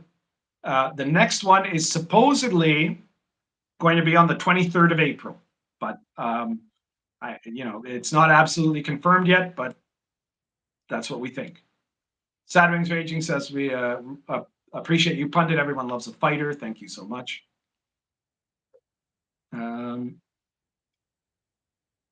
Judd Goswick says, the Red Room are doing Wretched Verses, as Pundit suggested, but they need help getting reach. Check out the free core book from their site. Yeah, everybody should check out the Red Room. They make really, really good products. So that's what has to happen for them. It's got to be, they have to make a big social media presence and a lot of word of mouth to make up for not being on drive-through, right? But I mean, I think a lot of people that like their products were not casual drive-through shoppers, right? Because I doubt drive-through was really promoting their stuff. So I think that they have the ability to do it. I think that what they need to do is be as aggressive self-promoters as I am in their social media, and for everybody who loves them to promote them, right? Like I tell everybody at the end of every video, please share this video everywhere. If you like the video, click like, subscribe, but especially share the video anywhere that you think people will like it or anywhere where you think people get pissed off about it, right? And that's super important. For me, it's going to be super important for them too. You know, like if you want to support OSR creators, if they have social media, if they're promoting their products, retweet it, you know, reshare it or whatever, because that can be a big difference for their success. Sotunar says, Pandit, what's your favorite class and setting to play or DM? Oh, well, I wouldn't say I have a favorite setting. And in terms of class, I also tend to be pretty varied. I actually quite often enjoy playing like warriors, you know, like character. Like I don't like it much in typical D&D just because warriors get kind of, you know, are kind of boring in your standard D&D. But you know, especially with Lion and Dragon and stuff like that, warriors are quite badass. So they're kind of fun. I do also like playing characters who are, regardless of their class, you know, sometimes it might be wizards, sometimes it might be rogues, but that are, you know, these kind of scheming types. You know, that's I have a lot of favorite NPCs that are that kind of character. But I'm not, you know, I like. A lot of times what I do is I roll up a character and I see what the stats say, and that's what I play. I'm not a guy that needs to play a specific class.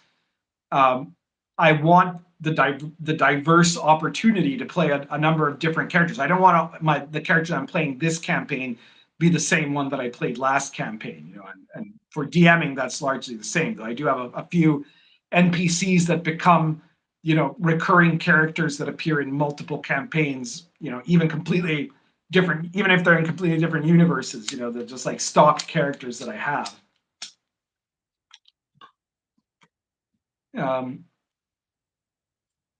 Filker Sprig says, I enjoy listening to you talk about game design. You inspired me to make my own rule set derived from 5e. Well, I'm really glad. I'm glad someone's making their own 5e homebrew. That's awesome. That was my goal for everybody to do with 5e. Mindlight Wave says, what are those curvy ceilings for? Well, they're not really for anything in particular. The lines, these are metal girders, right? And then they have, I guess the arches to help with load bearing or something like that. You see, my house has, the roof is flat and it has a patio basically on the roof, with like a barbecue and everything. So it's just part of the style. It's part of the design. Like this house was designed with a very particular architectural style that is called, it's a very Uruguayan type of style. It's called the Casa Pueblo style.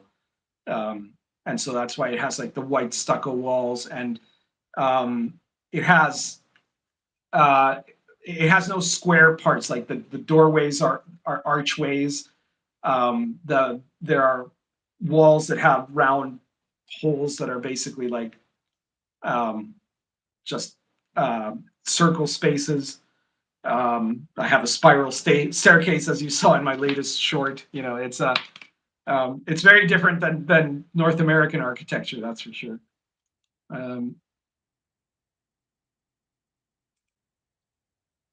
Death Angel Shadow says, would love to catch more of these live streams. This is great. Well, you guys know I make a live stream every time I hit a multiple of 1,000 in my followers, though that might change after I get to 10,000, you know, because eventually I guess that speeds up somewhat. Either that or it stagnates, and you know, I'll be doing more live streams, and I usually do them on a Sunday night. So just have to keep watching, be around, and you know, hit the notification bell for your subscription to my channel, so you'll get alerted about this stuff. Osiris says, hey Pundit, why did you try to get rid of feats?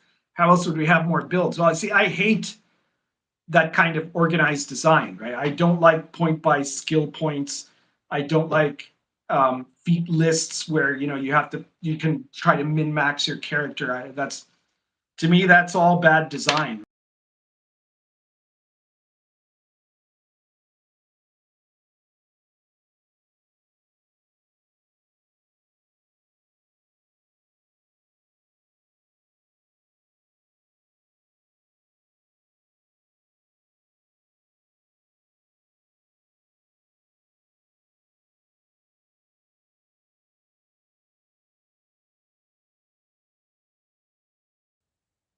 What else have we got here?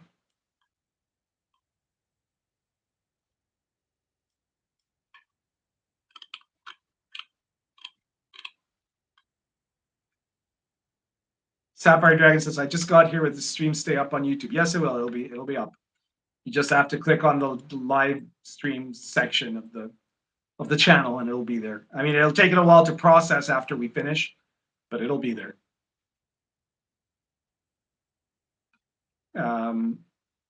Wayne Brack makes another good point. He says, "I don't like feats. That's like having superpowers." Yeah, a lot of feats turn into like weird superpowers. Also, a lot of feats, like in third edition, there were feats that were superpowers, and then there were feats that were things that everybody should be able to do, but that now you could only do it if you had a feat, right? That's bad design.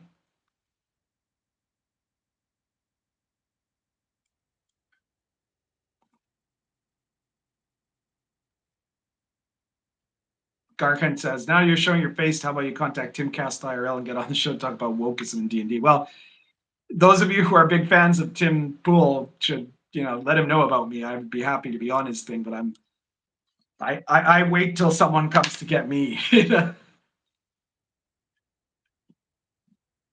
But I'd be very happy to show up on his show, of course. Chadwick goes, "Also Venger on Joe Rogan." First of all, I'm not sure. I don't know if Venger would. I don't know if any one of us would get on Joe Rogan, but Venger on Joe Rogan would just be like, I don't think he would pass the test, right? Like, problem is Venger never.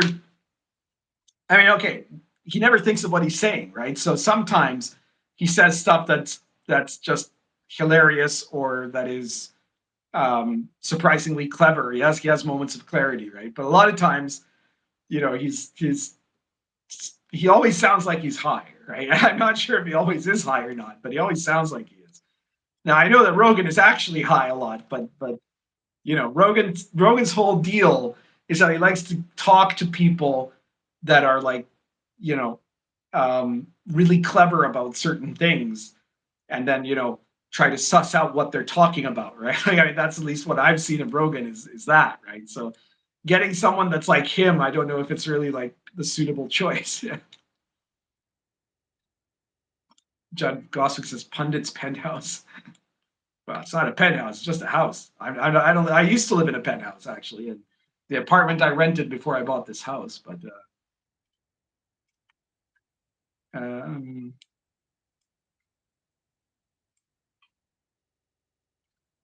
what else?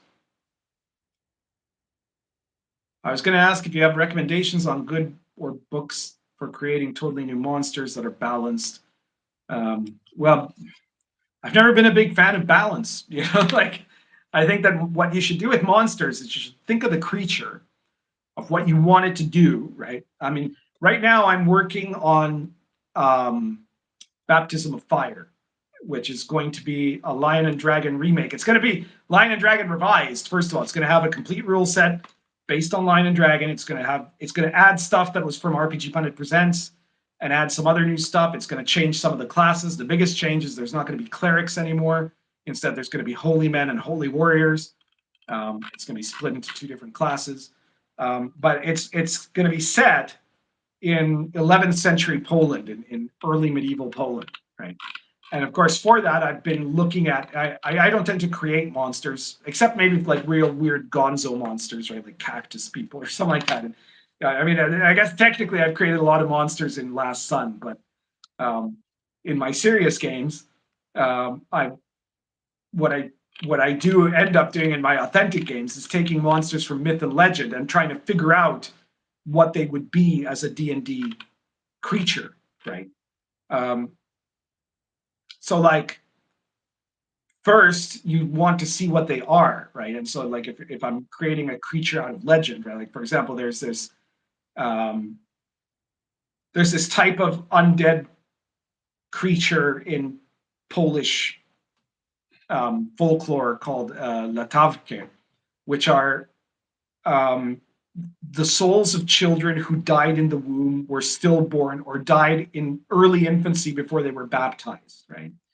And they have the appearance, they appear only in the night, and they have the appearance of large ravens with the face of a human baby. Right? There's some really weird crap in Polish monster folklore, right? And they have the power to create mighty winds, sometimes accompanied by storms that can damage fields or harm buildings. And they also corrupt young unmarried women with enchantments that leads them to become uncontrollably promiscuous, right? They can't be harmed by normal weapons, but you need to have, they need to be exorcised or defeated by magic. So, so I look at that and I determine what the stats are going to be based on that description, and then that's what it is, right? So I am not someone who uses some kind of a balance formula to create a monster. So you'll get to see what the stats of the baby-headed raven undead are when Baptism of Fire comes out.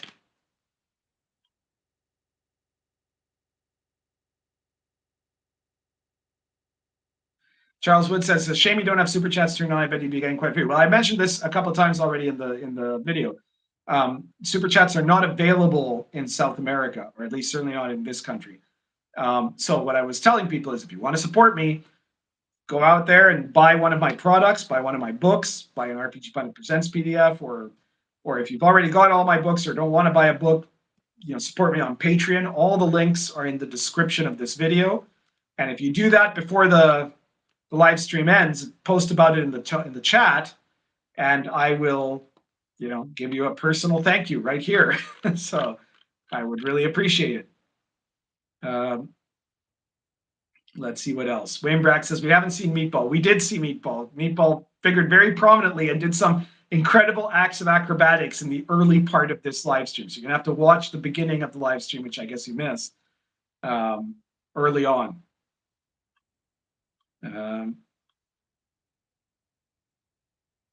Yeah, Meatball did some cool stuff at the beginning.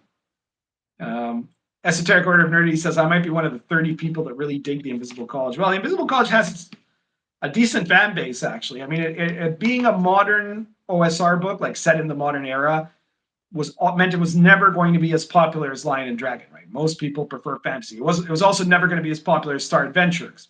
The second most popular thing is science fiction, right? But I mean, you definitely wouldn't say Invisible College was a failure, right? I mean, it's an Electrum bestseller. That's pretty good.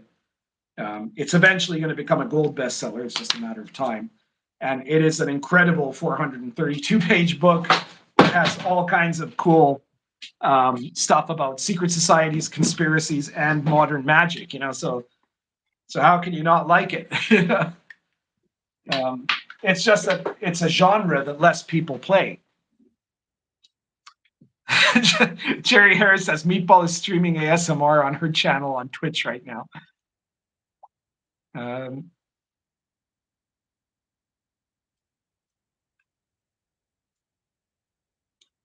Osiris says, I do agree with you. Part of the feats thing, a feat to shield bash was ridiculous. Saturn Raging says, I'd rather see Pundit on Lotus Eaters. I'd love to be on the Lotus Eaters. They're great guys. I do admit I watch Lotus Eaters a lot more. I do watch Tim Pool sometimes, but I don't watch him a lot.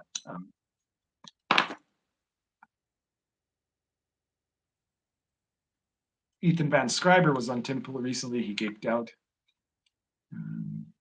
I should get on Russell Brand. Well, yeah, Russell Brand's an interesting guy.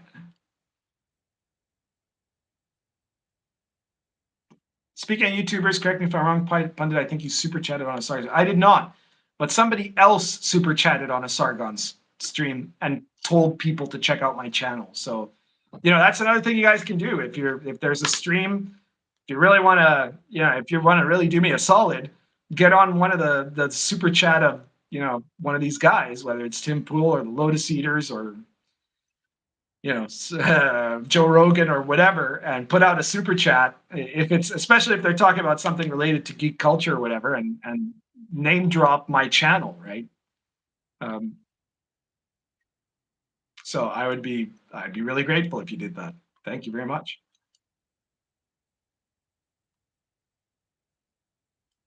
That was Sad Wings Raging who super chatted about me. Thank you a lot, Sad Wings. That clearly helped. People have joined because of it. That's awesome. A lot of people are saying that's how they discovered me, apparently. Neon Cobra says, "Is Pundit a Witcher now?" Well, the funny thing is, I never read the Witcher books. I never played the Witcher video game, and I barely watched any of the Witcher TV show. It didn't really appeal to me. But of course, what I did want to do, I've always wanted to do a Poland medieval authentic setting, right? So I'm half Polish, right? And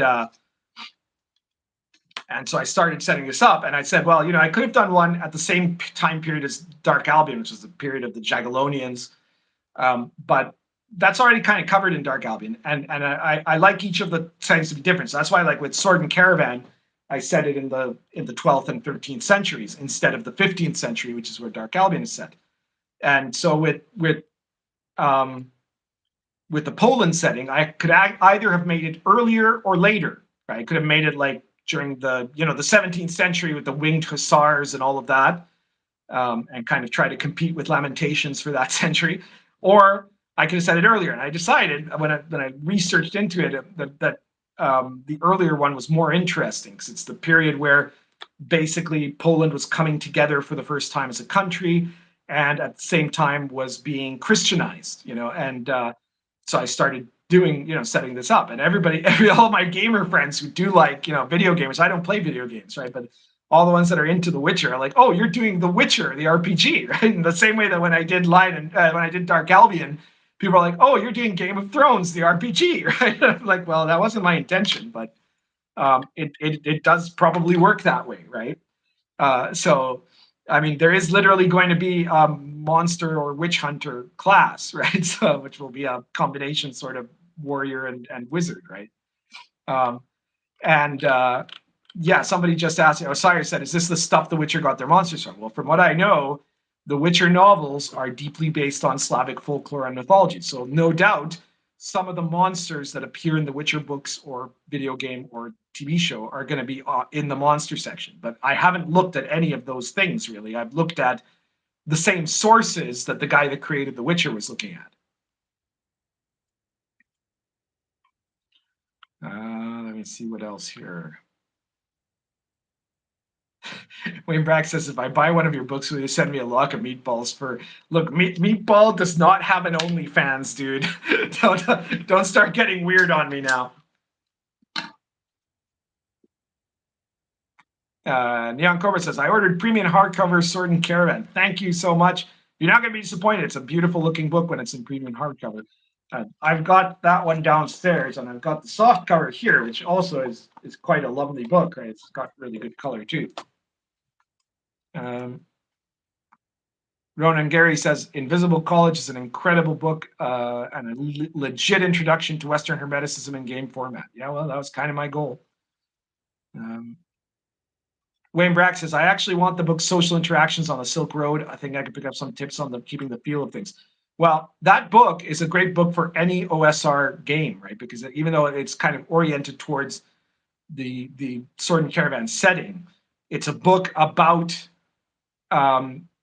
using the reaction roll system, the 2d6 reaction roll that is super common in OSR, and expanding it to deal with a variety of different types of special social interactions. So like examples include animal handling, bribing judges, debates, gambling, gossip, haggling, impersonation, intimidation, legal cases, public speaking, rumor mongering, and seduction. Those are just the ones that are there as examples, but the core mechanic is also there with a bunch of rules that you can use to apply these reaction rules to any social interaction, because we don't use, in OSR, you don't use social skills. You don't have a diplomacy skill that you roll, and then if you make the roll, you convince someone. It shouldn't work that way either. It should be done by role playing.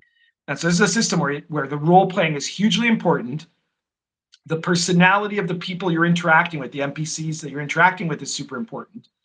And then the reaction roll system is used to end up gauging the result. And it's a really good system for social interactions in any OSR game. Shark says, Tim Pool did a recent show about WotC's racism and getting rid of half races. And he talked about D&D before. He seems familiar with D&D. I wouldn't be surprised if he's also a gamer. Well, let him know about me, guys. Let him know about me.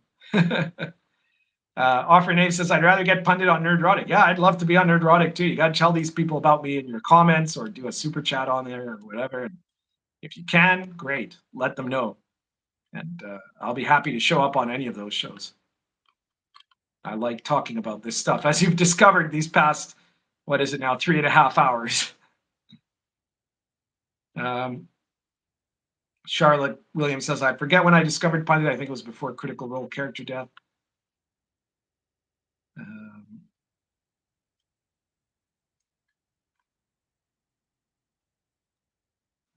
Esoteric Order of Nerdy says, I'm not ashamed to say that the Invisible College got me deeper into the occult and Western esotericism. Well, I'm glad to hear it.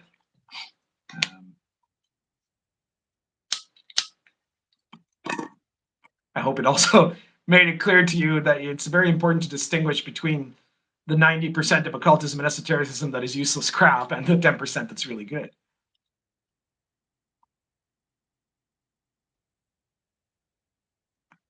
Sam says, prior to encountering you, I would have dismissed occult as BS, but a great source for entertainment. Is there something you would recommend for skeptics?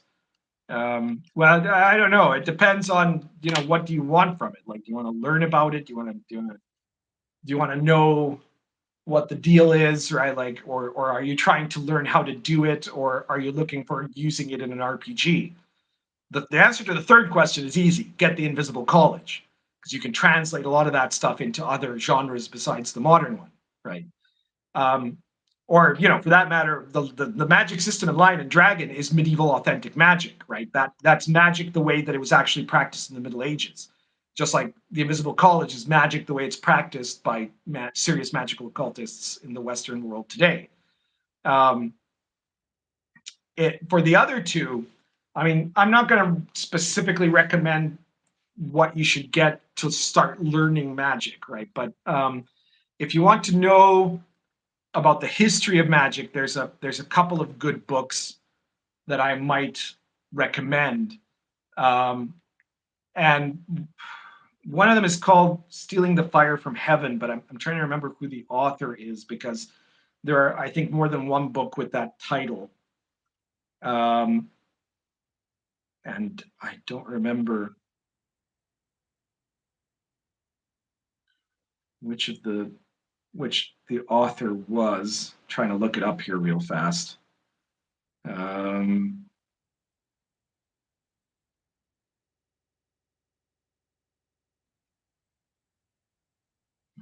I'm having trouble seeing it here, because there's one that's one of those is really good. Yeah, no, I don't see it here. Let me just try to do a quick Google search. Neville Drury. Yeah, that's right. Because there's another one by a guy named Stephen Mace that's like it's a silly magic book. But Neville Drury, it's Stealing the Fire from Heaven, The Rise of Modern Western Magic. It details kind of the birth of the modern occult revival in the 18th, 19th, and 20th centuries. So that's a very good one. And then another one that I would really recommend is called The Golden Builders by Tobias Churton. Now that one goes into less detail about specific types of magic, but it goes into way more historical detail. It details the history of Western Hermeticism from the time of the ancient, the classical world, the ancient Romans and Greeks, through to the Middle Ages, into what was called the Rosicrucian Enlightenment in the 16th century, and from that the rise of Freemasonry, and then modern Western Hermeticism. And Tobias Churton writes a lot of really good books on occult history. He's a proper historian. So strongly recommended.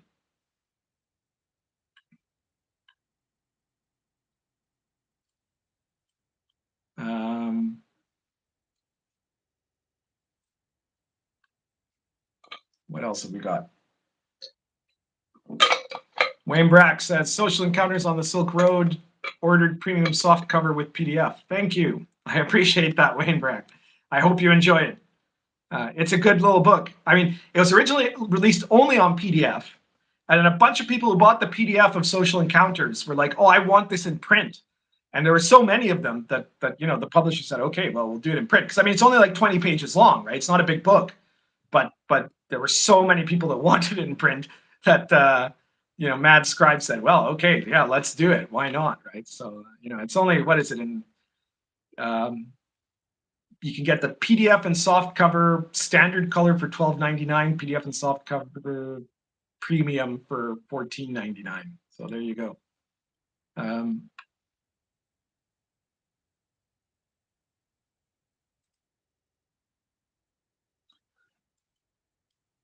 What else have we got? Anything else?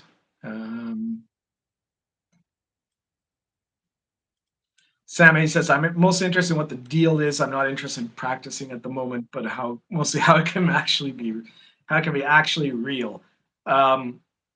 It's probably, that's a very hard question to address because there are a number of different models that you could understand magic from. But the main thing is that Western Hermeticism primarily is about transforming yourself.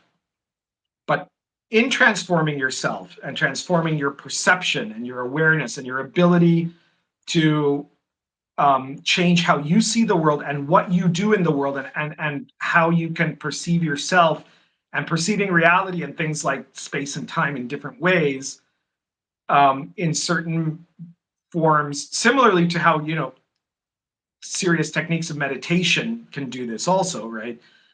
It changes your ability to interact in the world. Your world changes, and you can create change in the world by discovering kind of like the secret code to the world. let's put it that way. So a big part of it is that let's put it this way, right? We tend to think of the world as the material world, right? And then we can say, well, there's other stuff that's symbolic, and then we think symbolic means it's less important, right? But that's actually wrong. Everything that's symbolic, like archetypes, symbols, images, memes, right? Images that represent things and concepts have enormous power, right? And they have the power to change the world. And, people, what we last a few decades, right? But archetypes could last for millennia, right? They are in many ways much more real than we are ourselves, right?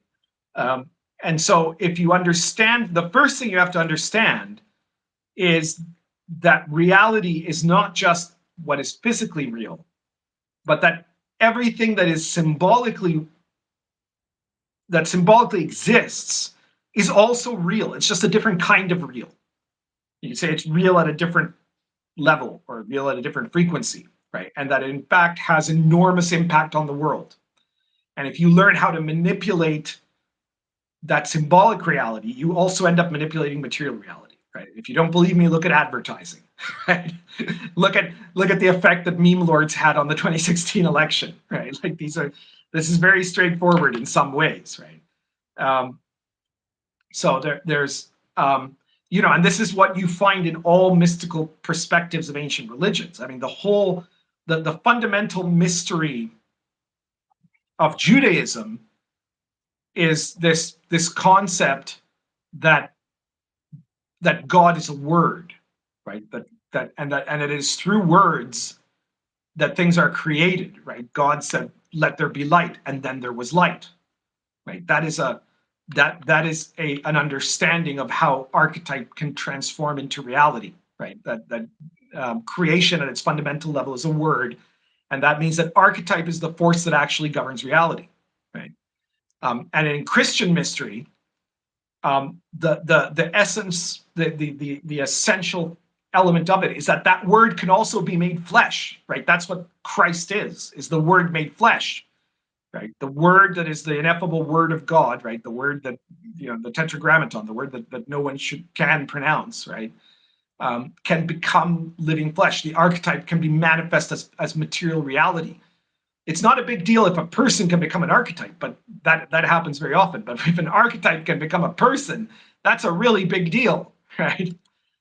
So these are the sort of mysteries that real serious Hermetic occultism deals with, and learning how to understand those things changes the world. It changes your world, and in a bigger picture, it changes the rest of the world, because that's what it's really about. It's not really about you. One of the big things you learn, the further up you get in understanding either mysticism or religion or the occult, is that it's almost nothing is about you, right? Like the real illusion is not like some people think, oh, like this kind of Buddhist or Gnostic conception, the Gnostic deceit, right, is this idea that the world isn't real and only you are real, right? When it's actually the exact opposite. The thing that isn't real, the illusion, samsara, the veil of illusion, it's your idea of yourself. And when you can get out of that, suddenly the entire universe is different. So okay, that's my occult teaching for the evening, and I think that might be a great place to start. Sotenar says the Kybalion of Hermes Trismegistus is a good starting point. Well, it's the Kybalion is actually a book that dates to 1909, and it's although it has some neat stuff in it, it's also kind of the originator of the New Age movement. It's not really a serious grimoire or something like that. It's not a serious book on Hermeticism. I wouldn't necessarily recommend it, but so be it.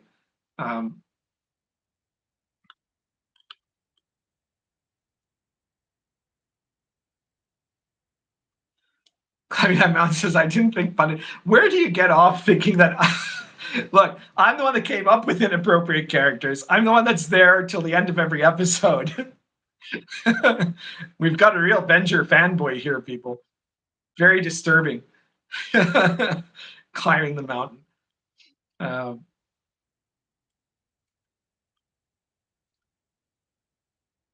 The Geeks and Gamers tabletop guy goes on and on about needing a parallel economy in D&D and fails to shine light on any of the OSR guys. He needs some education.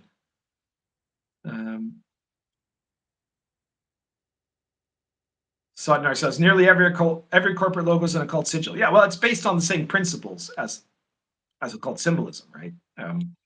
Which is not, obviously some people will have this idea that means that, that advertising is like run by secret satanic cults or something, which is not. No, that's not the case. It's that occult symbolism, what we call occult symbolism, is actually just symbolism, right? And symbolism is fundamentally magical in every way, right? Like the stop sign is an occult symbol. The little guy walking across the street sign is an occult symbol, right? They serve a function, right? And human beings, the thing that differentiates us from animals is our capacity for seeing the symbolic universe. Animals don't have symbolism, right? Animals, depending on the level of the animal, right? But my cat has feelings, sometimes has strong opinions, has a perception of when someone is present or absent, and even has at least a limited perception of the future, right? Like, when she's hunting or something like that, right? She even has dreams. Anybody who owns a cat or a dog knows that dogs and cats dream of things, right? But she can't think in symbols, and that's the the thing that made human beings different from anything else is that we are the bridge. It's not Hegel, it's Nietzsche. We are the bridge between humanity and something that is beyond humanity, right? That is what is the super humanity, right? So which in occultism is usually presented as saying that we are that humanity is the bridge between the world and heaven, right?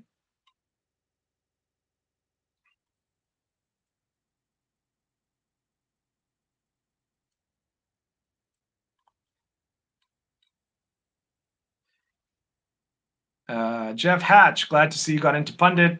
Great COC game. Jeff Hatch is the creator of the Pulp Adventure RPG system. Well, hello, Jeff Hatch. Um, now, now I want you to see you talking with Jordan Peterson. Someone says, well, Jordan Peterson and I went to the same university. He was a few years ahead of me, like earlier than me. But we both did our bachelor's degree in the same place. Same with Ezra Levant from Rebel News, by the way. That the University of Alberta has a lot to answer for.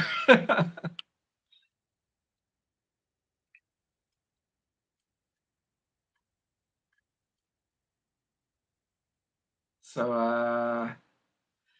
all right. Meatball is behind me. Is she? No, she's not there right now. I don't know what you're thinking, dude, but Meatball is not behind me. All right, guys. I think that's about it for tonight. We've talked about literally everything today, and I really appreciate it. You guys you've all been great. I'm so glad that this live stream was so successful. I was half expecting that I'd get like 6 people because it was Easter, but there we go.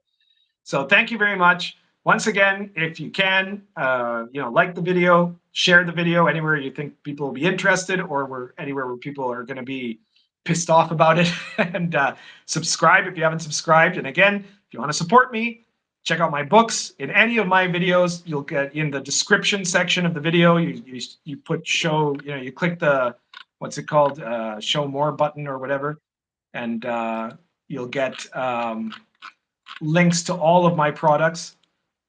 So pick up my books. It's the best way to support me. Or if you want to, get on my Patreon. My Patreon doesn't do anything. You don't get any special things, but it's for the people that want to, give me some support, but have either bought all the books of mine that they like, or just aren't into the RPG books, but like the cut of my jib in other ways. So thank you again, and we'll see you all soon. Take care. Well, I already told you that I was currently smoking, so I guess that's it, you guys. Thanks again, and we will talk to you later. How do I end this? I have no idea how to stop this stream. Oh, wait, is that it? No. Oh, maybe there. Oh, yeah, there we go. End stream. All right, guys. See you later.